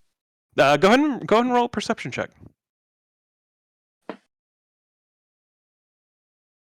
And I'll do the usual. If nobody's really around, I'll fucking throw Elvis up, have him circle around, because I didn't see shit, personally. Oof. All right. Keeping an eye out for everything. Yeah, some of you see a little bit more than others, but all of you kind of get the feeling nothing really out here in this spot. You don't see any workers. You're not seeing any obvious beasts in this area immediately. You might have to follow the path a little bit and see if anything's down there, but in your immediate vicinity, there does not appear to be anything of interest other than the forest. I'll start walking down the path, then I'll stop and turn around. Oh, come on. Let's go. DM, quick question. I just thought of something. Where's Kisa? That is a good question. Where is I Kisa? don't think I would have taken her down with me. I think I probably would have left her at the end. She got a gauntlet too. Yeah, right. So imagine seeing a wolf going down. Whoa! I'm sure they make some kind of like pet loop, right? This is. I was gonna. Yeah. So there's not exactly a pet carrier version of the gauntlet, but if you wanted to inquire, they would have mentioned that there is. They can modify, like, they have the nets set up for general goods, usually like crates and stuff like that can be transported. If you really wanted to, you could probably maybe try to get Kisa in one of those nets and ship her down here. Yeah, sure, why not? Okay, go ahead and roll an animal handling check for this, because this should be fun. This is not only going to be your ability to get her into the net, but to make sure that she doesn't want to bite your fucking throat out at the bottom of this. Oof. Okay, she's not the friendliest towards you right now. Ooh. But she's alive, and she's down here with you, and maybe that'll get patched up soon. But I'll give her a ration. She begrudgingly. She's a good girl. She begrudgingly eats it, but it's still like the master has done bad to me today. But she's down here with you now, so there's that. Okay, good. I don't know why I completely spaced on that until now, but yeah. Anyway. Right. So, are you guys following the trail? Yes. I am. All right. The question is, are they following me? Because I'm going that way.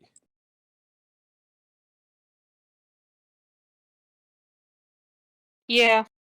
Yep, I'll head that way too. All right. You guys start making your way down the trail into one of these valleys a little bit, following just the general path of what looks to be fleeing chaos that came from there. As you start going around a couple of the corners here, there is a light fog that slowly creeps in a little bit. It gets just a little denser as you kind of keep going.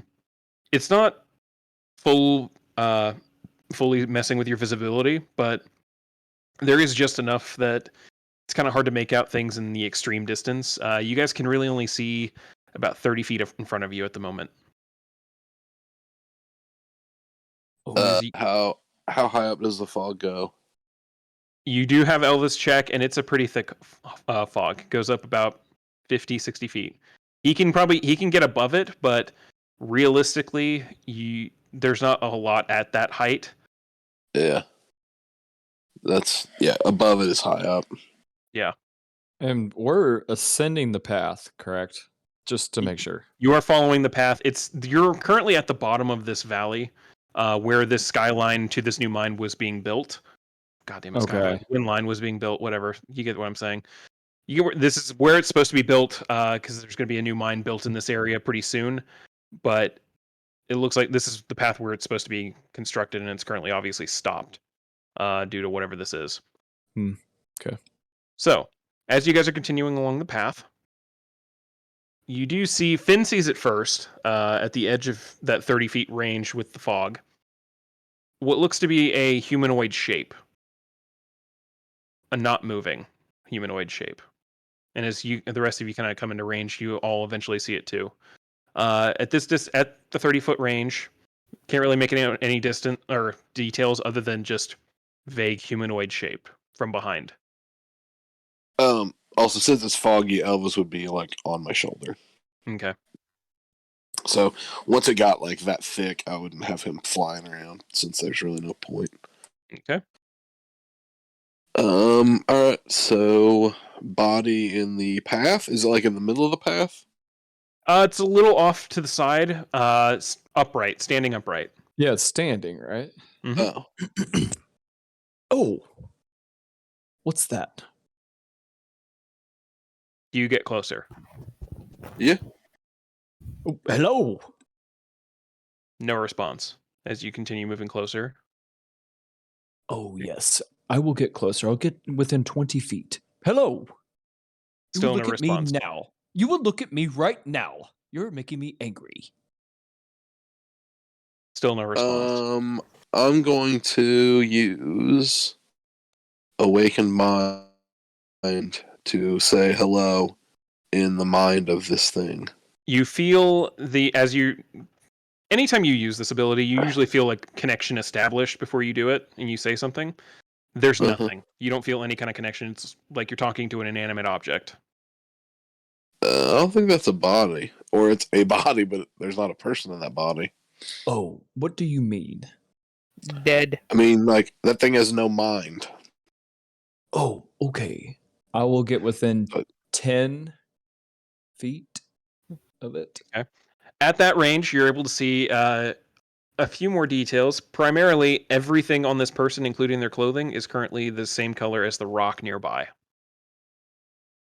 Oh.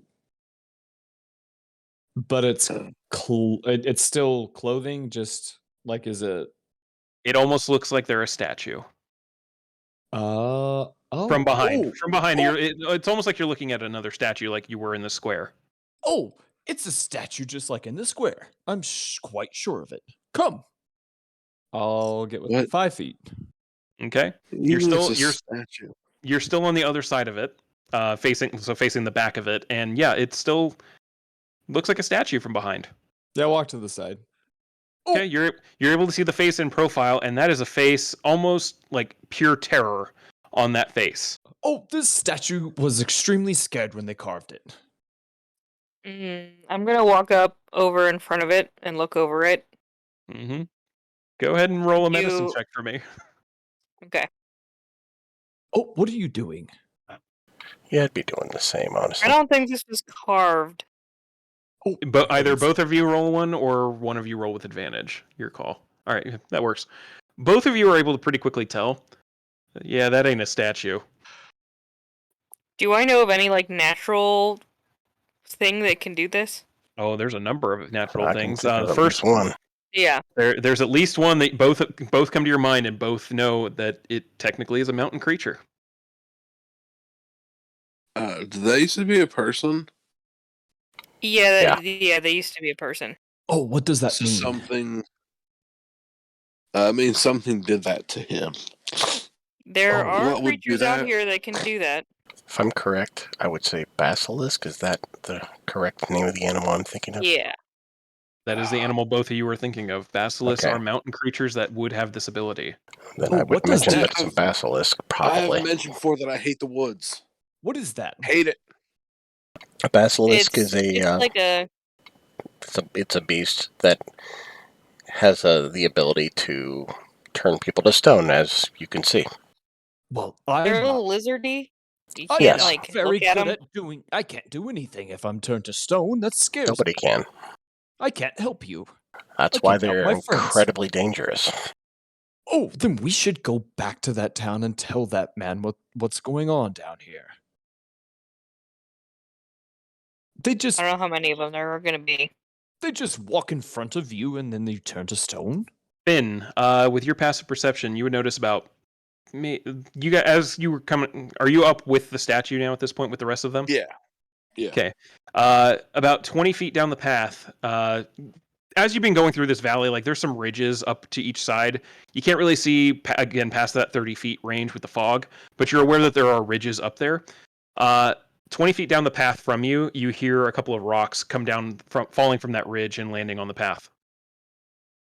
I'm gonna roll to see if I notice what made that happen. You are at this range. You are not able to make out exactly. I will let everybody know though that some rocks moved ahead of us. I think something's up there. Oh, I'll draw my bow ready to fire. I recommend not making eye contact. All of you immediately hear this foul, monstrous screech as a large, not quite dragon, but some kind of reptilian monster jumps from one of the ridges and lands in the path right in front of you. Ooh. I'm going to go ahead and have everybody select fire? your tokens and roll initiative, please. I was hoping to be able to get a shot off as soon as I saw it coming in. Corey, I have feral instinct, so I will be rolling with advantage, just so you know. I appreciate the heads up. I don't, so I won't. Well, that was weird. Did I not?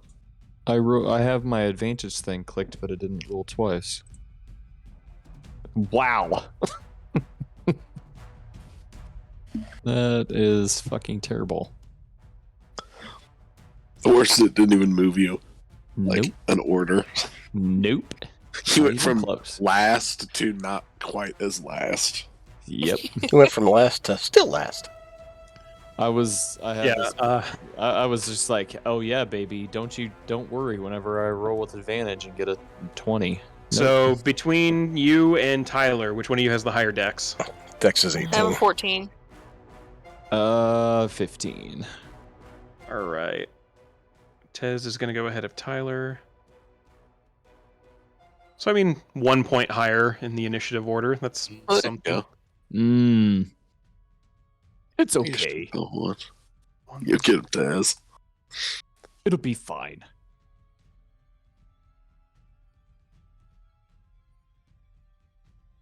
Just reorganizing my stuff real quick. Okay.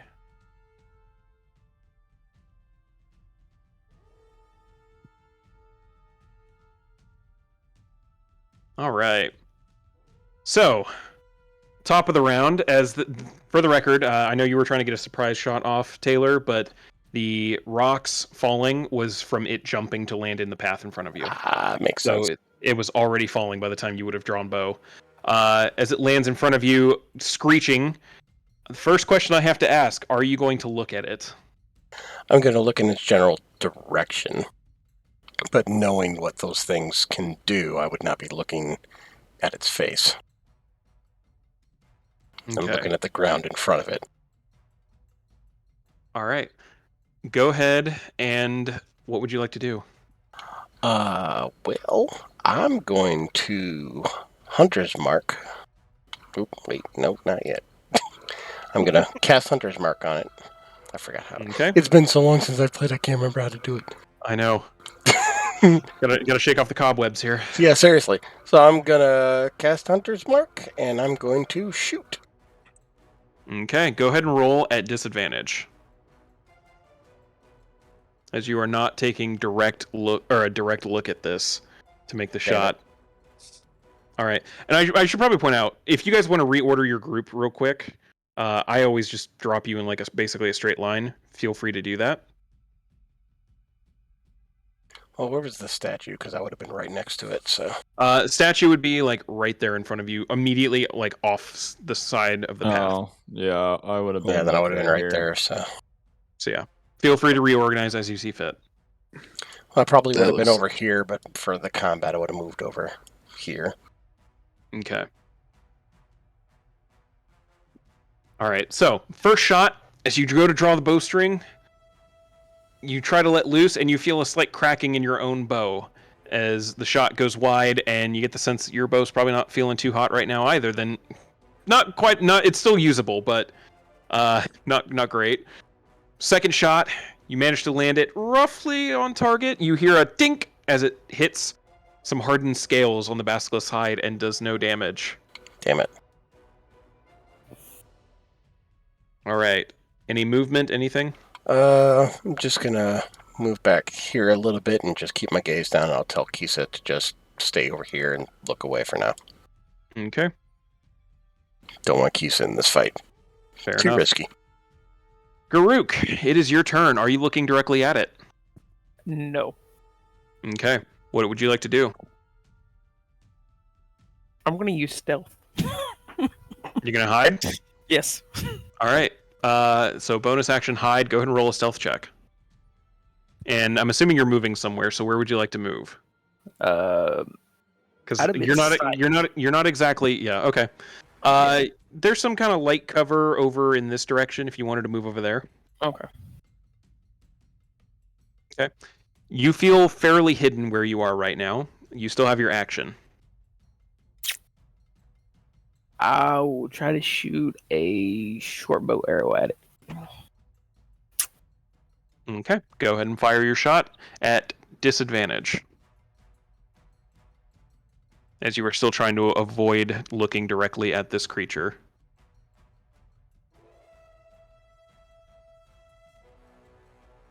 Okay. You kind of get a rough bead on it, fire the arrow. Tink. Slides off the scales harmlessly.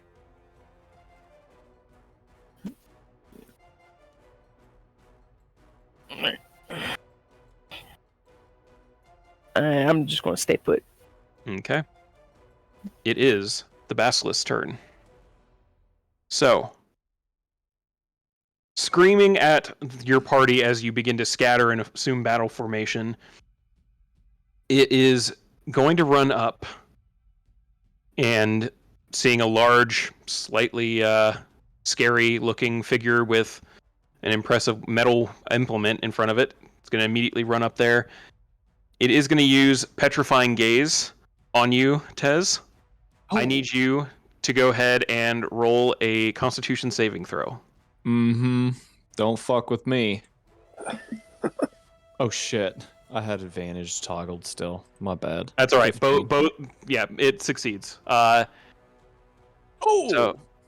it almost seems to try and like hypnotize you. You didn't get the immediate like sense to look away that they were telling you. So you like catch its eye for half a second, and it almost seems to try and like stare deep into you, and you're just like, nope. Immediately close your eyes to it. All right, so I know at this point, just to be fair, Tez knows not to do that. At this point, yes, he does. All right, cool. Okay. Realizing that has failed, he's going to run up and try to take a bite at you. Okay. And that is a failure. No. Okay. Yeah, easily enough, you're able to just dodge out of the way as it makes a kind of lunge at you. And real quick,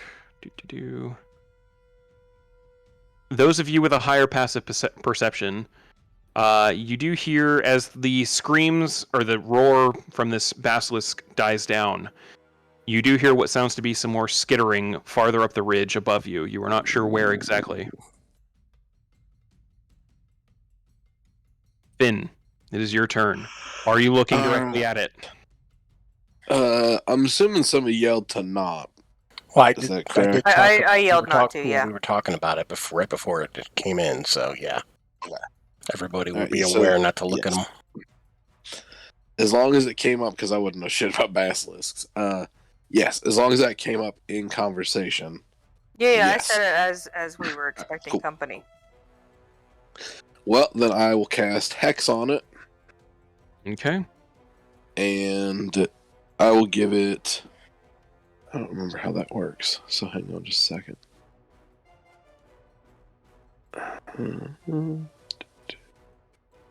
There.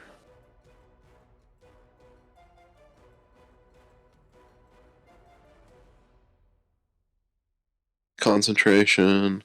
I don't think it has any kind of save. I think it just goes, right? No, it just goes. Okay. Yeah, I mean, you do have to concentrate on it, but I mean, yeah, it just happens. Okay. Well, then I cast Hex on it, and then I'm going to shoot at it. And I will give it disadvantage on, I don't know, Dex. All right, Dex checks will be at disadvantage. Noted. Yep. Because nobody had any stuff that mattered, so. Or any kind of like that. Nobody has any effects that are helped by anything particular. Jesus. Okay. So these attacks are at disadvantage. So that's your first shit. one. Yeah, because you're not looking directly at it. So first shot goes wide. Doesn't seem to even relatively land close to the mark. Next shot. Next shot also goes wide. Doing great, guys. Getting a little closer. It's you guys are finding it's hard to hit your target when you're not looking right at it. Yeah. Yep. All right. Any movement? I mean, I'll move back as much as I can, like without, fleeing. Yeah. There's a little there. This side or the right side of this valley, it's sloped a little bit, but you're able to kind of climb up and find some cover if you want to. No, I'm not trying to find cover. I'll try to work around behind it, because maybe if it's facing forward, I can stop squinting at it. I can fucking get a good shot. Okay. So yeah, I'll move over here. All right. And that is your turn. Tez, it is your turn. Are you looking directly at it? Bonus action, rage. As he goes to bite for me, I release like a deep guttural growl, and the blood vessels in my eyes just one pops and blood just kind of spurts from it. And Ow. I'm going to attack Reckless, and I'm just going to swing my hammer to the side. However, I do need to roll a d8, don't I? Yes, you do. Yep. Wild Surge. 4. Magic infuses one weapon of my choice that I'm holding until my rage ends. The weapon's damage type changes to force. I've already got force damage, I think. And it gains the light. Oh, that's not true. Okay, and it gains the light and thrown properties with a normal range of 60. If the weapon leaves my hand, the weapon reappears. So this is my Thor hammer. Yep. Yeah, you basically have Mjolnir right now. And right. I'm trying to remember the specifics of your hammer. Let me see. So I roll regular damage, but then I get an additional, I believe. Go ahead and roll a d8 real quick. Another d8. Okay. 5. All right. Yeah, this will do extra force damage. Okay, so I am swinging both attacks blindly. All right, and reckless, so it is just a straight roll. Oh, okay, gotcha. You said you were doing reckless, right? Yes. Oh, so I'm rolling disadvantage. Yeah. With Advantage cancels disadvantage. Normally, there we go. Gotcha. All right. Okay. So 17, that is a hit. So you do 15. Jesus fuck! I forgot how broken this is. I do need to redo this at some point. No, it's fine. No, it's fine. Perfectly fine. So yeah, 21 points of damage in one blow as you just smack the fighting lion right into this thing. Into it. Yeah, I don't even look. I just swing again. Go ahead and roll again. Damn it. 20 hits also. Oh yeah. Yeah, it does. I was looking at the wrong number. All right, so that's 21, 16, 37 points of damage. Is that including two rage ends? Change. Okay, so it's just all force damage. Correct. Which So 2 more damage. Is that in your rage damage? Yeah. So where it says bludgeoning, that's actually force, and then I've got no, that does not take into account my 2 rage damage. Okay, so an extra 4. I forgot to click my rage. Yeah. So another 4. All right. So 41 points of damage in one round. Blind. Yeah. As you're just in a rage, blindly swinging this thing, and you feel 2 cracks on this thing. And those of you who are like trying to keep your eyesight directly off of it, but keep it in your peripheral, you see as this thing just takes one fucking slam over to the side and immediately gets backhanded again. It did not like that at all. That's it for me. That's all I do. That's the only thing I do. All right. Tyler, it is your turn. All right, I'm going to try to finish it off with an ice knife. Okay, are you looking directly at it? No. Okay. Go ahead and roll at disadvantage. I can't remember. Is Ice Knife a attack roll? Yeah, it is. Okay.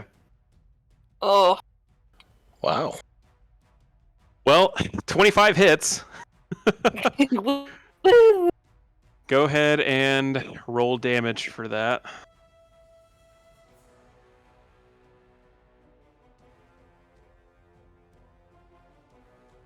Okay, so 12 points of damage total. Yeah, that is just enough.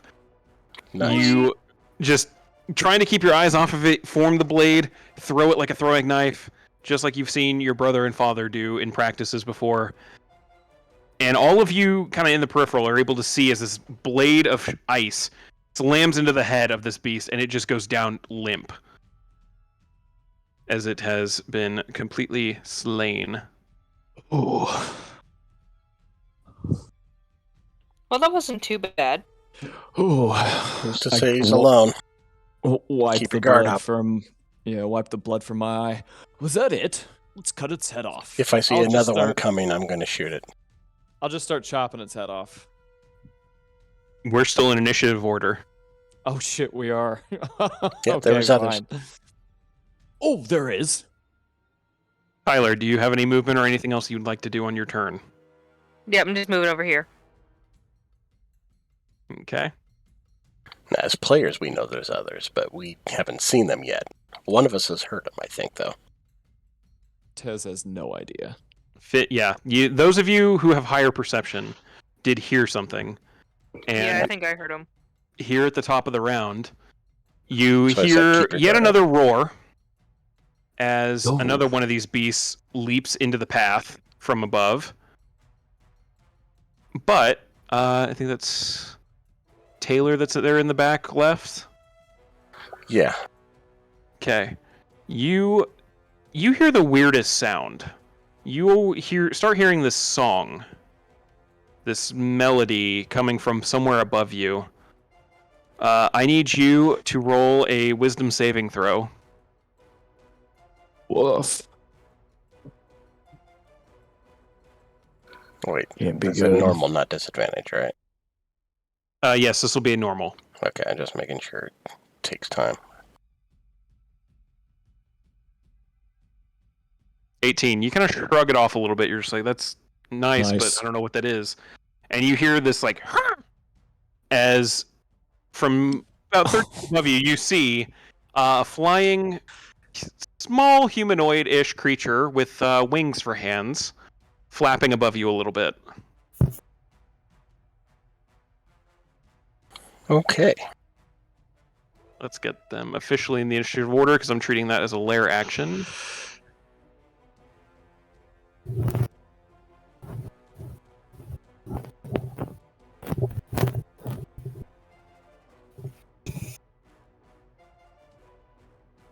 All right, top of the round, Taylor, it is your turn. As you see this harpy-like being above you and another basilisk farther in the path, what would you like to do? I'm going to move my hunter's knife, or my hunter's mark, over to the harpy thing, and going to shoot it. Okay, go ahead and make your shots. 13 is a hit. Go ahead and roll damage. And 15 is a hit as well. So 11 points and hunter's mark for both of those. 6. All right, so 17 points total.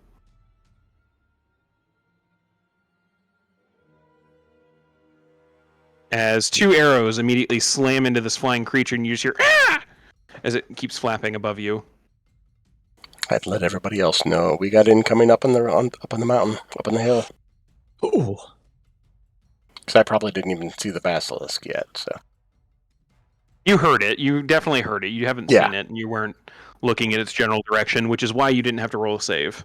Yeah, but yeah, I'd say we also got something up on the hill too. So, and anybody looking in my general direction would have saw where I shot. So, okay. Any movement? No, I'm good. All right. Garuk, it is your turn. I'm going to fire an arrow at the harpy. Okay, go ahead and roll. This will be not at disadvantage. I think this is a straight roll. Normal. 15 hits. Go ahead and roll with sneak attack, as it did not know where you were. Nice.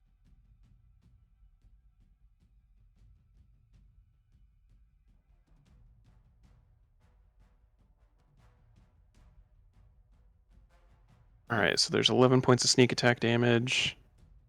And then the damage for your short bow. There we go. Okay, there it is.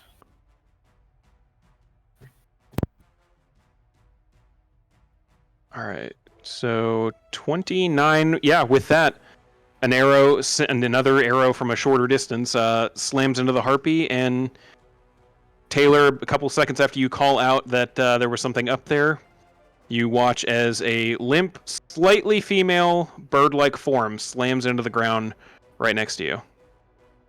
Nice.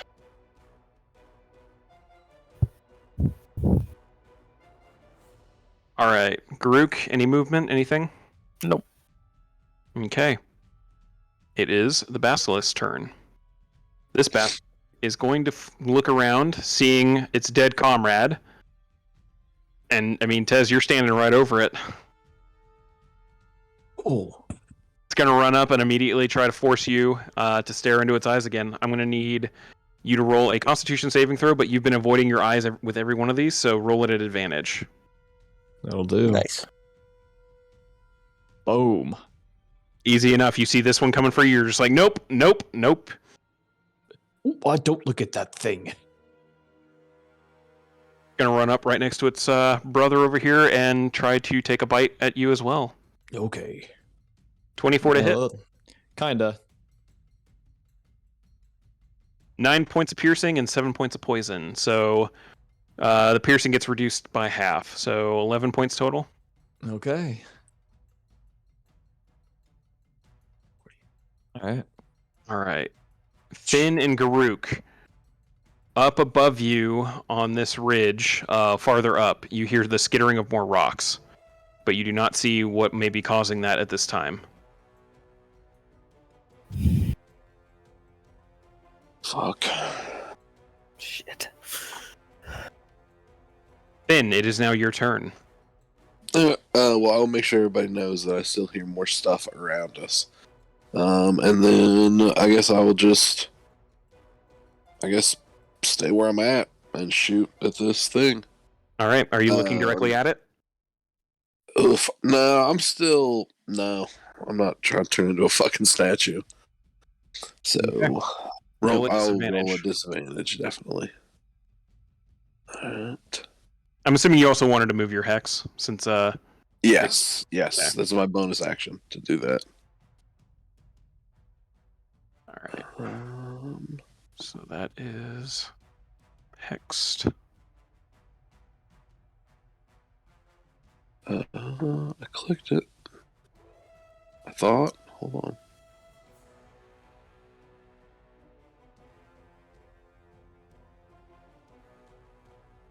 There it went. Okay, sorry about that. So 12 and 13. Both blast into the hide, but they don't appear to have done too much damage to it. Eh. Oh shit. That's it. All right. As combat seems to continue, and you're fighting this new basilisk in the middle of this group, you all start to hear the same. Taylor, you have already kind of heard a song similar to this, but this one's slightly different, and all of you hear it now. I need everybody to go ahead and roll a wisdom saving throw. Including me again, right? Is this a magic-based attack? It is a magic-based attack. Since Elvis is on my shoulders, I get advantage. I did not want to roll resist. that at all. At all. I did not want to roll. And that's, you said, a wisdom save? Yep, wisdom save. Oh! What is that? Oh, shit. God damn it. Even with advantage. So, Garuk Tyler and Taylor, all of you start hearing this song, and Taylor, you immediately recognize what this is. You just kind of shake your head and kind of warn everybody, like, hey, what? There's something. Finn, you feel the song seeping into your head, and you're just like, oh, this is peaceful. This is not. And Elvis almost like bites your ear a little bit, and it snaps you out of it. You are fine. You made the DC. It was a DC 11. Woo. Tez, Mm. as you're blindly fighting these basilisk creatures, getting ready for another swing, Feeling pretty good about it. you just hear this like la la la la la Oh, melody in your ears, and this is pleasant. nice. You are currently charmed, but you do not see by what. Oh, okay. I feel good. That's probably not good for anybody in our party Nope. at all. You also, because you are charmed, you are aware that wherever this music is coming from, it is coming from up the ridge over to your east, to the right. It sounds beautiful.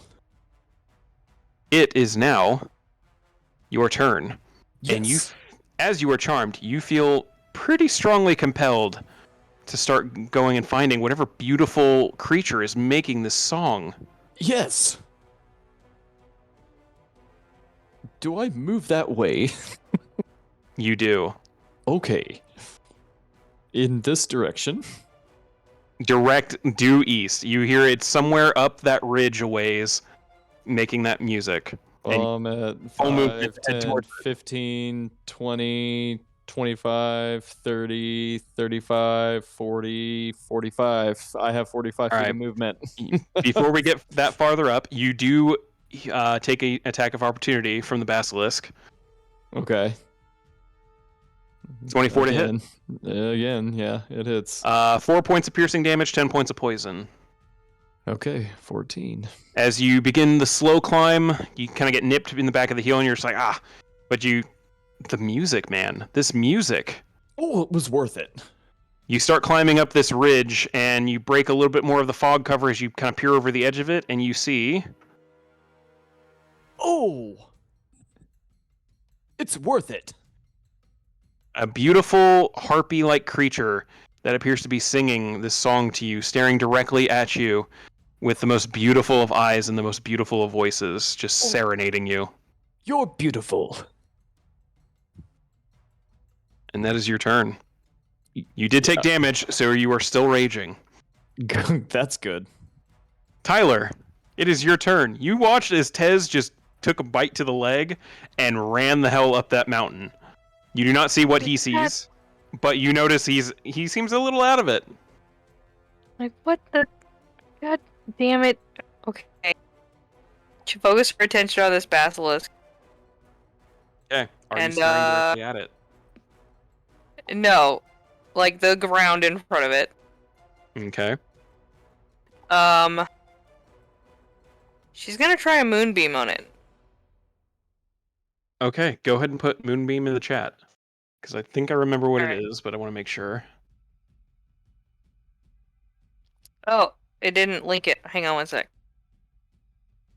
If I remember right, it's a blast of light from the sky that slams into it and you move it around on your turn, right? Yeah, hang on. I'll post the text. Yeah, I believe that's kind of like a spotlight from above. Yeah, basically. So for starters, it's going to roll a 21, so it's going to take 6 points of damage there.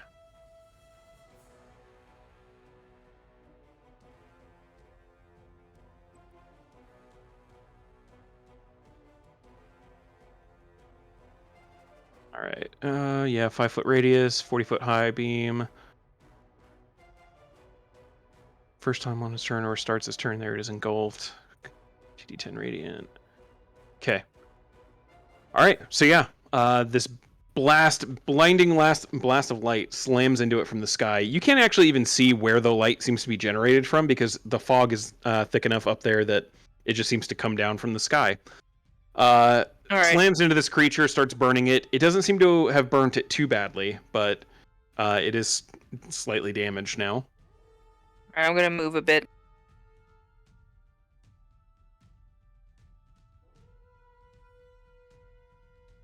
I'm gonna try to follow Tez and see what the hell's going on with that. Okay. All right, you're able to start making it up, and there's kind of like a path leading up this ridge a little bit. You're eventually able to see. You can't quite see. Let me see. Yeah, you can barely see what appear to be 2 more basilisk bodies up there, as well as a flying humanoid female creature. I guess I could have followed that path a little better now that I. It doesn't have to be. I didn't even realize it was a path for a moment. Now that I look at it, I'm like, yeah, it just like jumped over a bunch of rocks. It's like a rough ridge that you guys have been able to climb. It's not a big deal. Right. I'm treating it as like a slope. So it's a little blurry. Okay. All right. Taylor Redfire, it is your turn. You have a basilisk in front of you, and you hear stuff happening off to the east a little bit up that ridge, far enough away that you can't see it. What would you like to do? The primary threat to us down here is the basilisk, so I'm going to shoot at it at disadvantage. Okay, I'm assuming you wanted to move your hunter's mark to it as well? Absolutely. All right, go ahead and roll. That's a hit, and that God was damn not. It. Ooh, damn. Second nat 1. All right. Yeah, first one definitely hits. Go ahead and roll.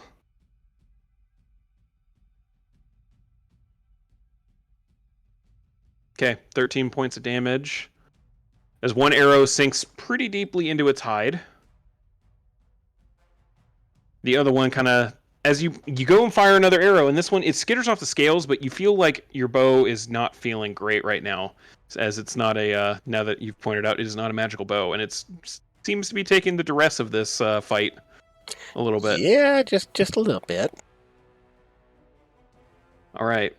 Any movement, anything? No. All right. Garuk, it is your turn. What would you like to do? I'm going to use my short bow and shoot at the basilisk. Okay. Are you staring directly at it? No. Like at the ground in front of it, at least. Okay. Before you do that, are you still trying to remain hidden?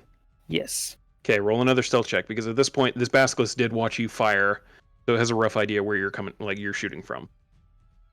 Okay. You feel pretty confident it still doesn't see you. Go ahead and fire your shot, still at disadvantage.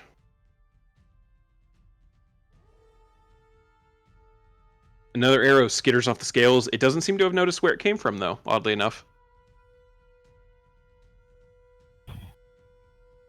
And that's it. All right. It is the basilisk's turn. This first basilisk, here in this, sitting out on the path, it's going to just fixate on you, Taylor. I'm going to need you to roll a Constitution saving throw at advantage, because you have been pretty vigilant about avoiding its eye line.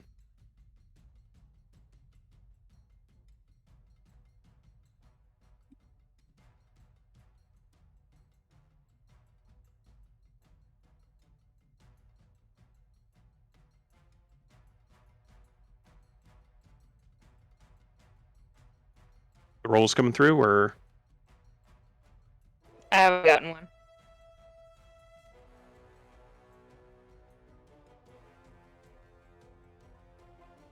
Joe, did you roll?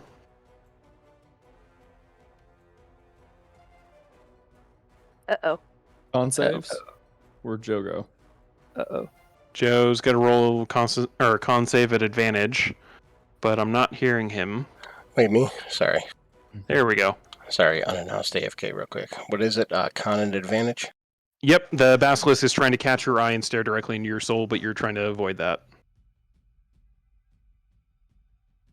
15, that's enough. Nice. Easily enough, you avoid its direct eye line. It kind of gets mad and runs over at you. It's going to make a quick bite at you. But, oddly enough, a little flustered that you wouldn't look at it, and it's puppy dog eyes. Oh, poor baby. Tough shit. The other two basilisks, as Tez has come up to this mountain to be serenaded further by this creature, are both going to... You hear the screams, now Finn and Garuk, and actually all of you hear the screams. You don't see the basilisks themselves until they start coming down the hill a little ways. Oof. Damn it. Tez, go ahead and roll another Constitution saving throw at advantage. I'm going to treat that as a... They're both trying to do the effect to you, but it's not doesn't quite work when it's in a group. So con save. Yep, con save at advantage. Oh, was the basilisk supposed to roll another thing for Moonbeam? Yeah, it would have started its turn in there. So con save for that. Nice. Fail. Go ahead and roll damage, and it'll take that. Cool. Hell yeah. But it is now out of the beam as well. So Yeah, I'll move.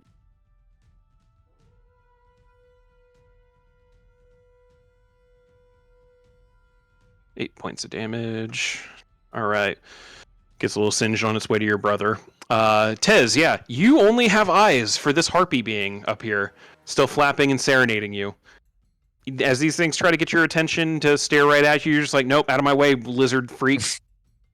I have a flappy little woman over here to look at. Oh, yes. She's beautiful. And both of them are going to bite you. The 19 hits, 13 does not. 5 points of piercing damage, 9 14? of poison. 13.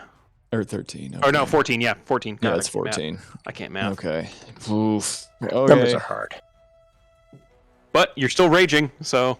Yeah, baby. I'm raging. You've got a raging passion for this harpy. Mm-hmm. All right. Finn, it is your turn.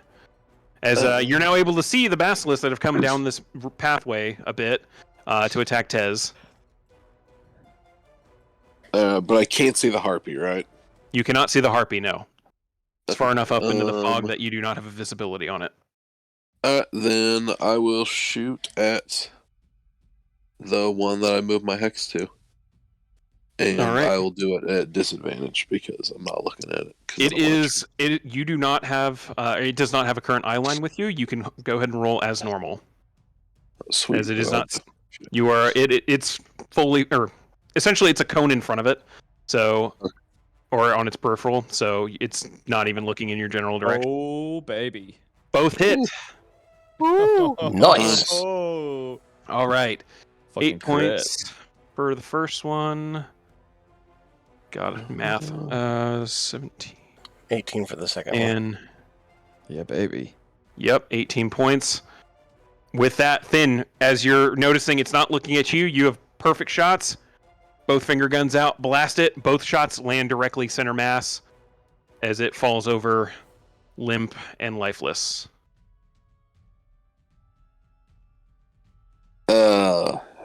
Cool.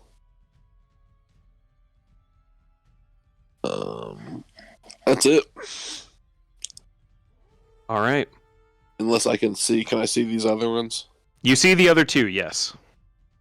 I'll move my hex to this one as my bonus action. Okay. It is hexed. And that's it. All right. It is the harpy's turn.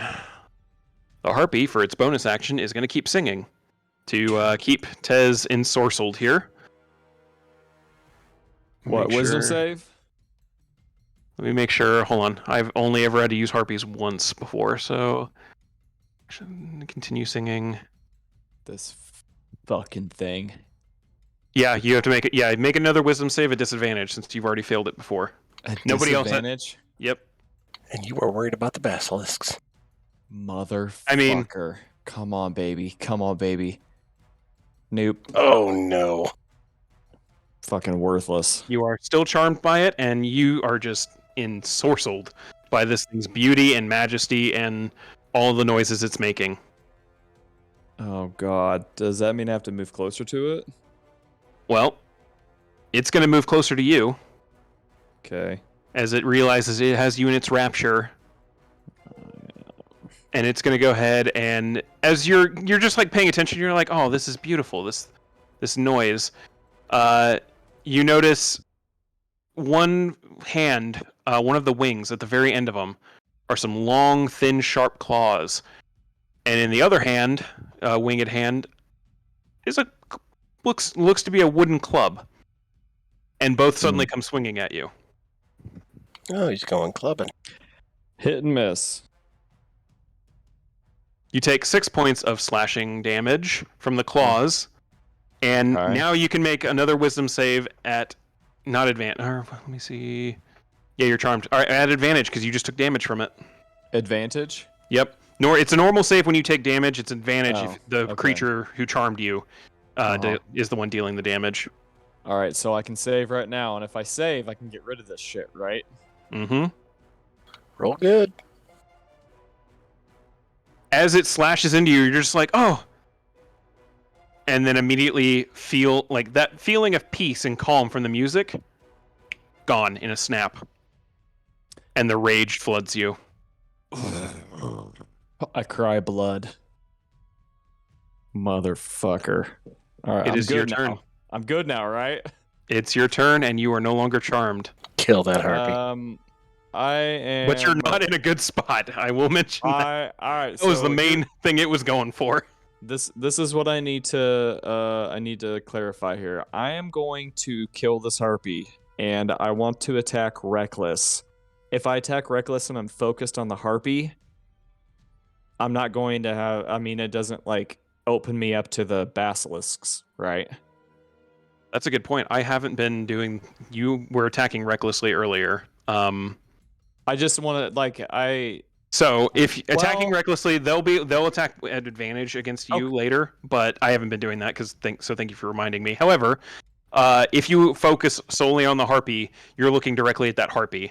The basilisks are not. Look, you're not trying to make eye contact with them or anything. So it's a lot. It's essentially they're in your peripheral, but you're not trying to hit them while they're in your peripheral. So that's where the disadvantage normally is. I'm going balls to the wall on this thing. All right. Okay. That is a hit. And one more as I come back through and. Woo. Oh, beautiful. Oh, fuck you. Something tells me. Okay, so 20. Let's see. That's. Oh, Jesus, math. I think it's dead. 19. 27. 31. Yeah, it's fucking dead. So yeah, this feeling of peace as it leaves you, and you're filled with the blood rage again, looking at this thing who has put you in a bit of a compromising situation. Yeah, buddy. One slam, body flapping stops, body hits the ground. You look at it, it's still moving. You're just like, oh no! Bring them all once again down onto it, and this like explosion of force energy as you basically Gallagher this little harpy right in front of you, covering the two bastards flanking it in harpy. I like it. I am covered in blood, and so is literally everything around here. As you yeah. Yeah, it's like good. It's like a B-level horror movie like that didn't realize they had too much money in the special effects department, so they just overdid it with the blood. Mm-hmm. It's everywhere. Okay, that's it for me, and I do not look good. Okay. All right, Tyler, it is your turn. You watched as Tez put himself in a bad situation, woke the hell out of it, and then immediately killed this thing, this harpy in front of it. But he's still being harassed by two basilisks right in front of him. What would you like to do? All right, I'm gonna move my moonbeam over to the one on top. Okay. The one directly in front of me. I'm not looking at it. Yep, that's fine. It is gonna roll a Constitution saving throw, and that's a failure, I'm guessing. So go ahead and roll the damage. Nice.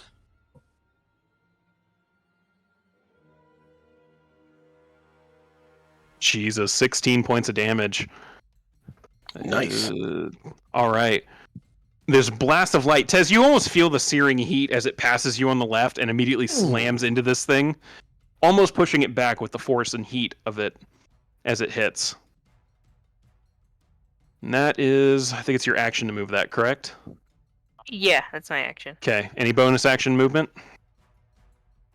I'm gonna stay where I am for now. Okay. And no bonus action. Shit. All right. It is top of the round again. Taylor, it is your turn as the basilisk in front of you falls dead from two shots to the side, and you hear some kind of commotion in the beam of light your sister conjured sliding over to the east.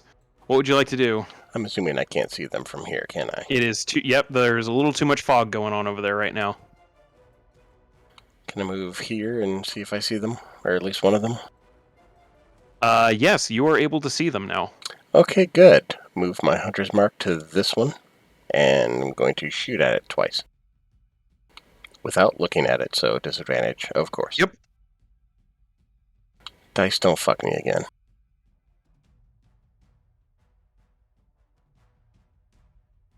First is a hit, second is not. 8 points plus hunter's mark. 13 points of damage. All right. One arrow sinks into the basilisk as it kind of takes its eyes off of Tez for a moment to start looking over in your direction as you quickly avoid its gaze. Any other movement? That's as far as I can move.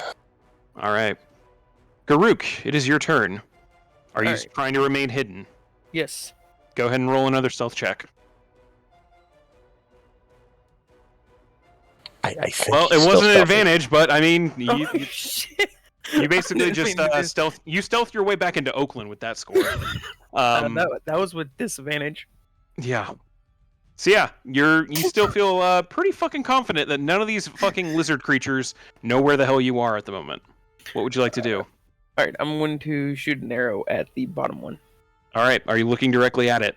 No, at the ground in front of it. Okay. Roll at disadvantage, please. Jesus Christ. Yeah, that hits. Go ahead and roll with sneak attack damage.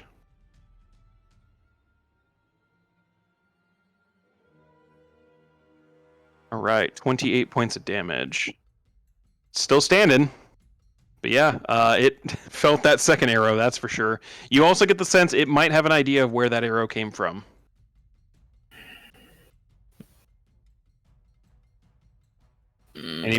I'll stay. All right. It is the basilisk's turn. Roll This first con save cat- for the one. Yep, thank you.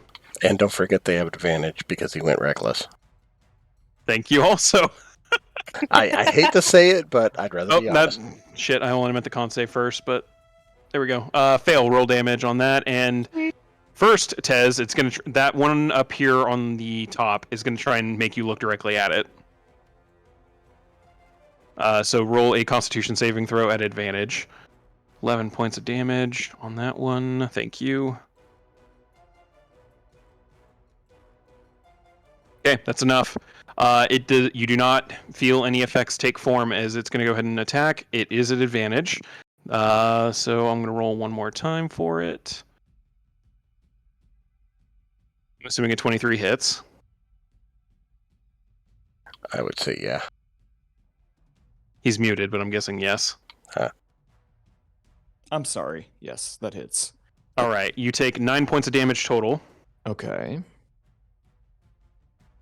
And this other one is not focusing on you because it got shot from down the ridge. So it's going to come screaming down this pass up to where it thinks it got attacked from. And it's going to try... It doesn't quite see Garuk. Like, it can't quite make eye contact because she's hiding. Just knows that there's probably something in there. Just can't make eye contact. However, it can see you, Taylor. And it's going to try and stare at you. Go ahead and roll a Constitution saving throw at advantage. Easily enough to avoid its eyes, it's going to go ahead and kind of lunge into this shrubbery that Garuk is hiding in. Assuming a 20 hits you, Garuk. Yes. You take 15 points of damage as this reptilian creature comes screaming down the hill, bites into you, into one of your legs, as there's almost like an extra feeling of like sickness to this bite from the poison damage.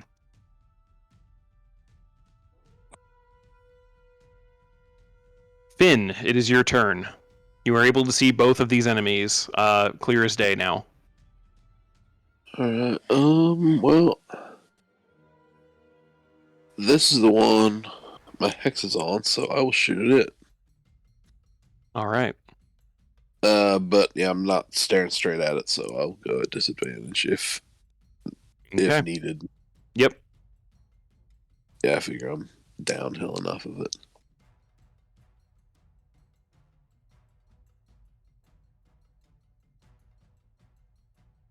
I don't know why it's automatically rolled damage. That's a good question. 24 definitely hits, though.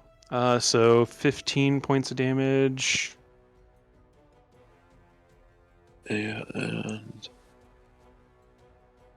what's disadvantage? Hold on, I guess. Shoot my other one. 17 also hits, and yeah, with that, another blast of green energy slams into it, and it falls over lifeless. Yeah, buddy.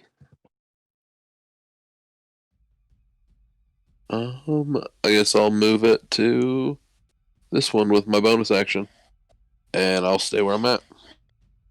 All right. It is now not the harpy's turn because it's dead. Tez, you're up.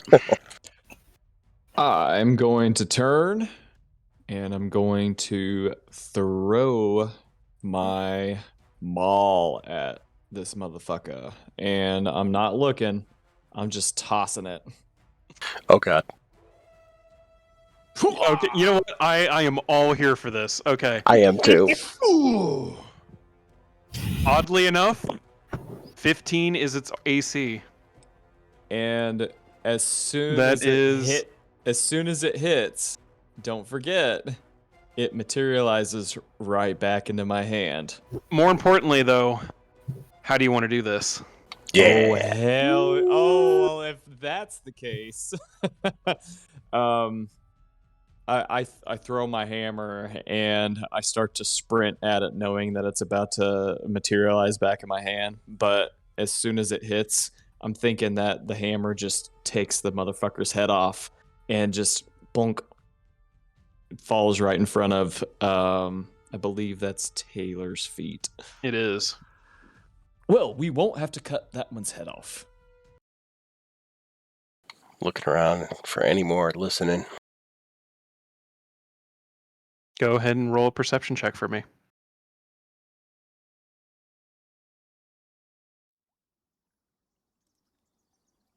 Oh, totally good.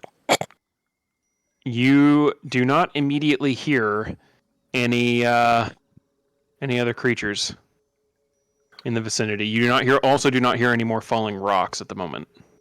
Is everybody okay? Oh, I'm gonna drop Moonbeam. Mm-hmm. My fur is just soaked in blood, and I have it streaming down my face, and I look like dog shit. No, actually, I'm kind of okay. I'm alive, but I don't exactly feel very good. Hey, anybody that needs healing, come over here. I'm coming over there. And I will cast the healing spirit on the ground. And that's, I believe it's that thing that anybody that stands in it gets healed.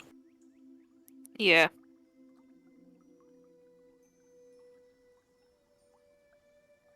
But it doesn't actually show. I'm also gonna dump one of my uses of Balm of the Summer Court on Tez. All right, go right ahead. It's concentration up to a minute. Anybody that stands in that cube, every round gets healed for 1d6. So stand in that spot as long as you need to for healing. Up Nice. to... Yeah, and if you want to 10 just rounds. roll it 10 times, go ahead.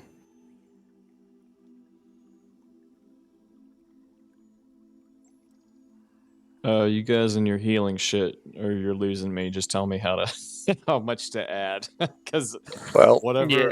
you got So 6 for the first, 2 for the Alright. second. God, I really have to click this and the level each time. You got a 5 Jesus. from me. Another Okay. 6.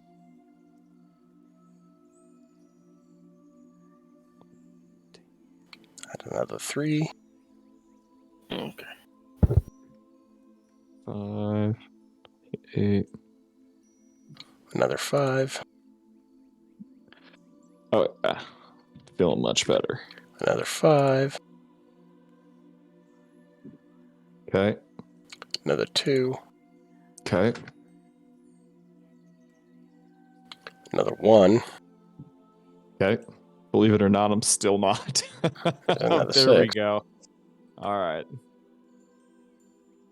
Got one more use of it. Okay. Another 6. Boom. Oh, thank you so much. Gladly. I feel so much better. And if we get into another scuffle, I'll be pretty much where you need me to be. I stretch. Oh. Well, nobody turned to stone like that thing. That's good. Hell no. Like I said, they can be deadly, but they can be handled. What were these little yucky things? Those were harpies. I've wanted to kiss that thing. And then all of a sudden, I snapped out of it, and I don't know. Yuck. Correct? Gross. And they have something that's called a harpies song that can charm you. Well, I've never seen that before. Well, now you have. That's not fair. No, it's really not. It's really not. What is someone like me supposed to do? I'm not very smart, but I hit very hard, so they tricked me. Stuff wax in your ears if you know you're coming up against them. Can I do that? It helps. It's not perfect, but it's better than nothing, in all honesty. Oh, okay. My dad taught me that. Well, there's nothing worse than feeling helpless, and that was terrible. But we came out okay. By the way, is everybody Yes. else okay? I'm good. I'm good now. Yep. We're gold. Okay, so we had what? 2 harpies and 4 basilisks? Damn. Mm-hmm. It's 30 gold. We should cut some heads off. Oh, absolutely. I think these should be worth significantly more than 5 gold pieces. I don't think that we should see. be giving up anything for 5 gold each. This is bullshit. Yeah. While they're cutting the heads off, I'm just keeping an ear out just in case. And just looking around. As I'm listening you, for more rock. yeah, as you are, I won't even make you roll for it right now. As you guys are cutting the heads off, you two are keeping the ear out, listening for any more falling rocks. The fog is still very thick. Still kind of hard to see, but just listening, all of you hear it. Not just the twins. All of you hear from farther down where the path goes, deep into the fog, a deep, monstrous roar that almost seems to shake the ridges around you a little bit. Oh. And that is where we're going to pick up next session. Did not sound Already. good. As it is pretty late, and Uh-oh. there is more to possibly fight down here. Sounds good. So I will end the recording here. So thank you guys for watching, and we'll catch you next time we have a game.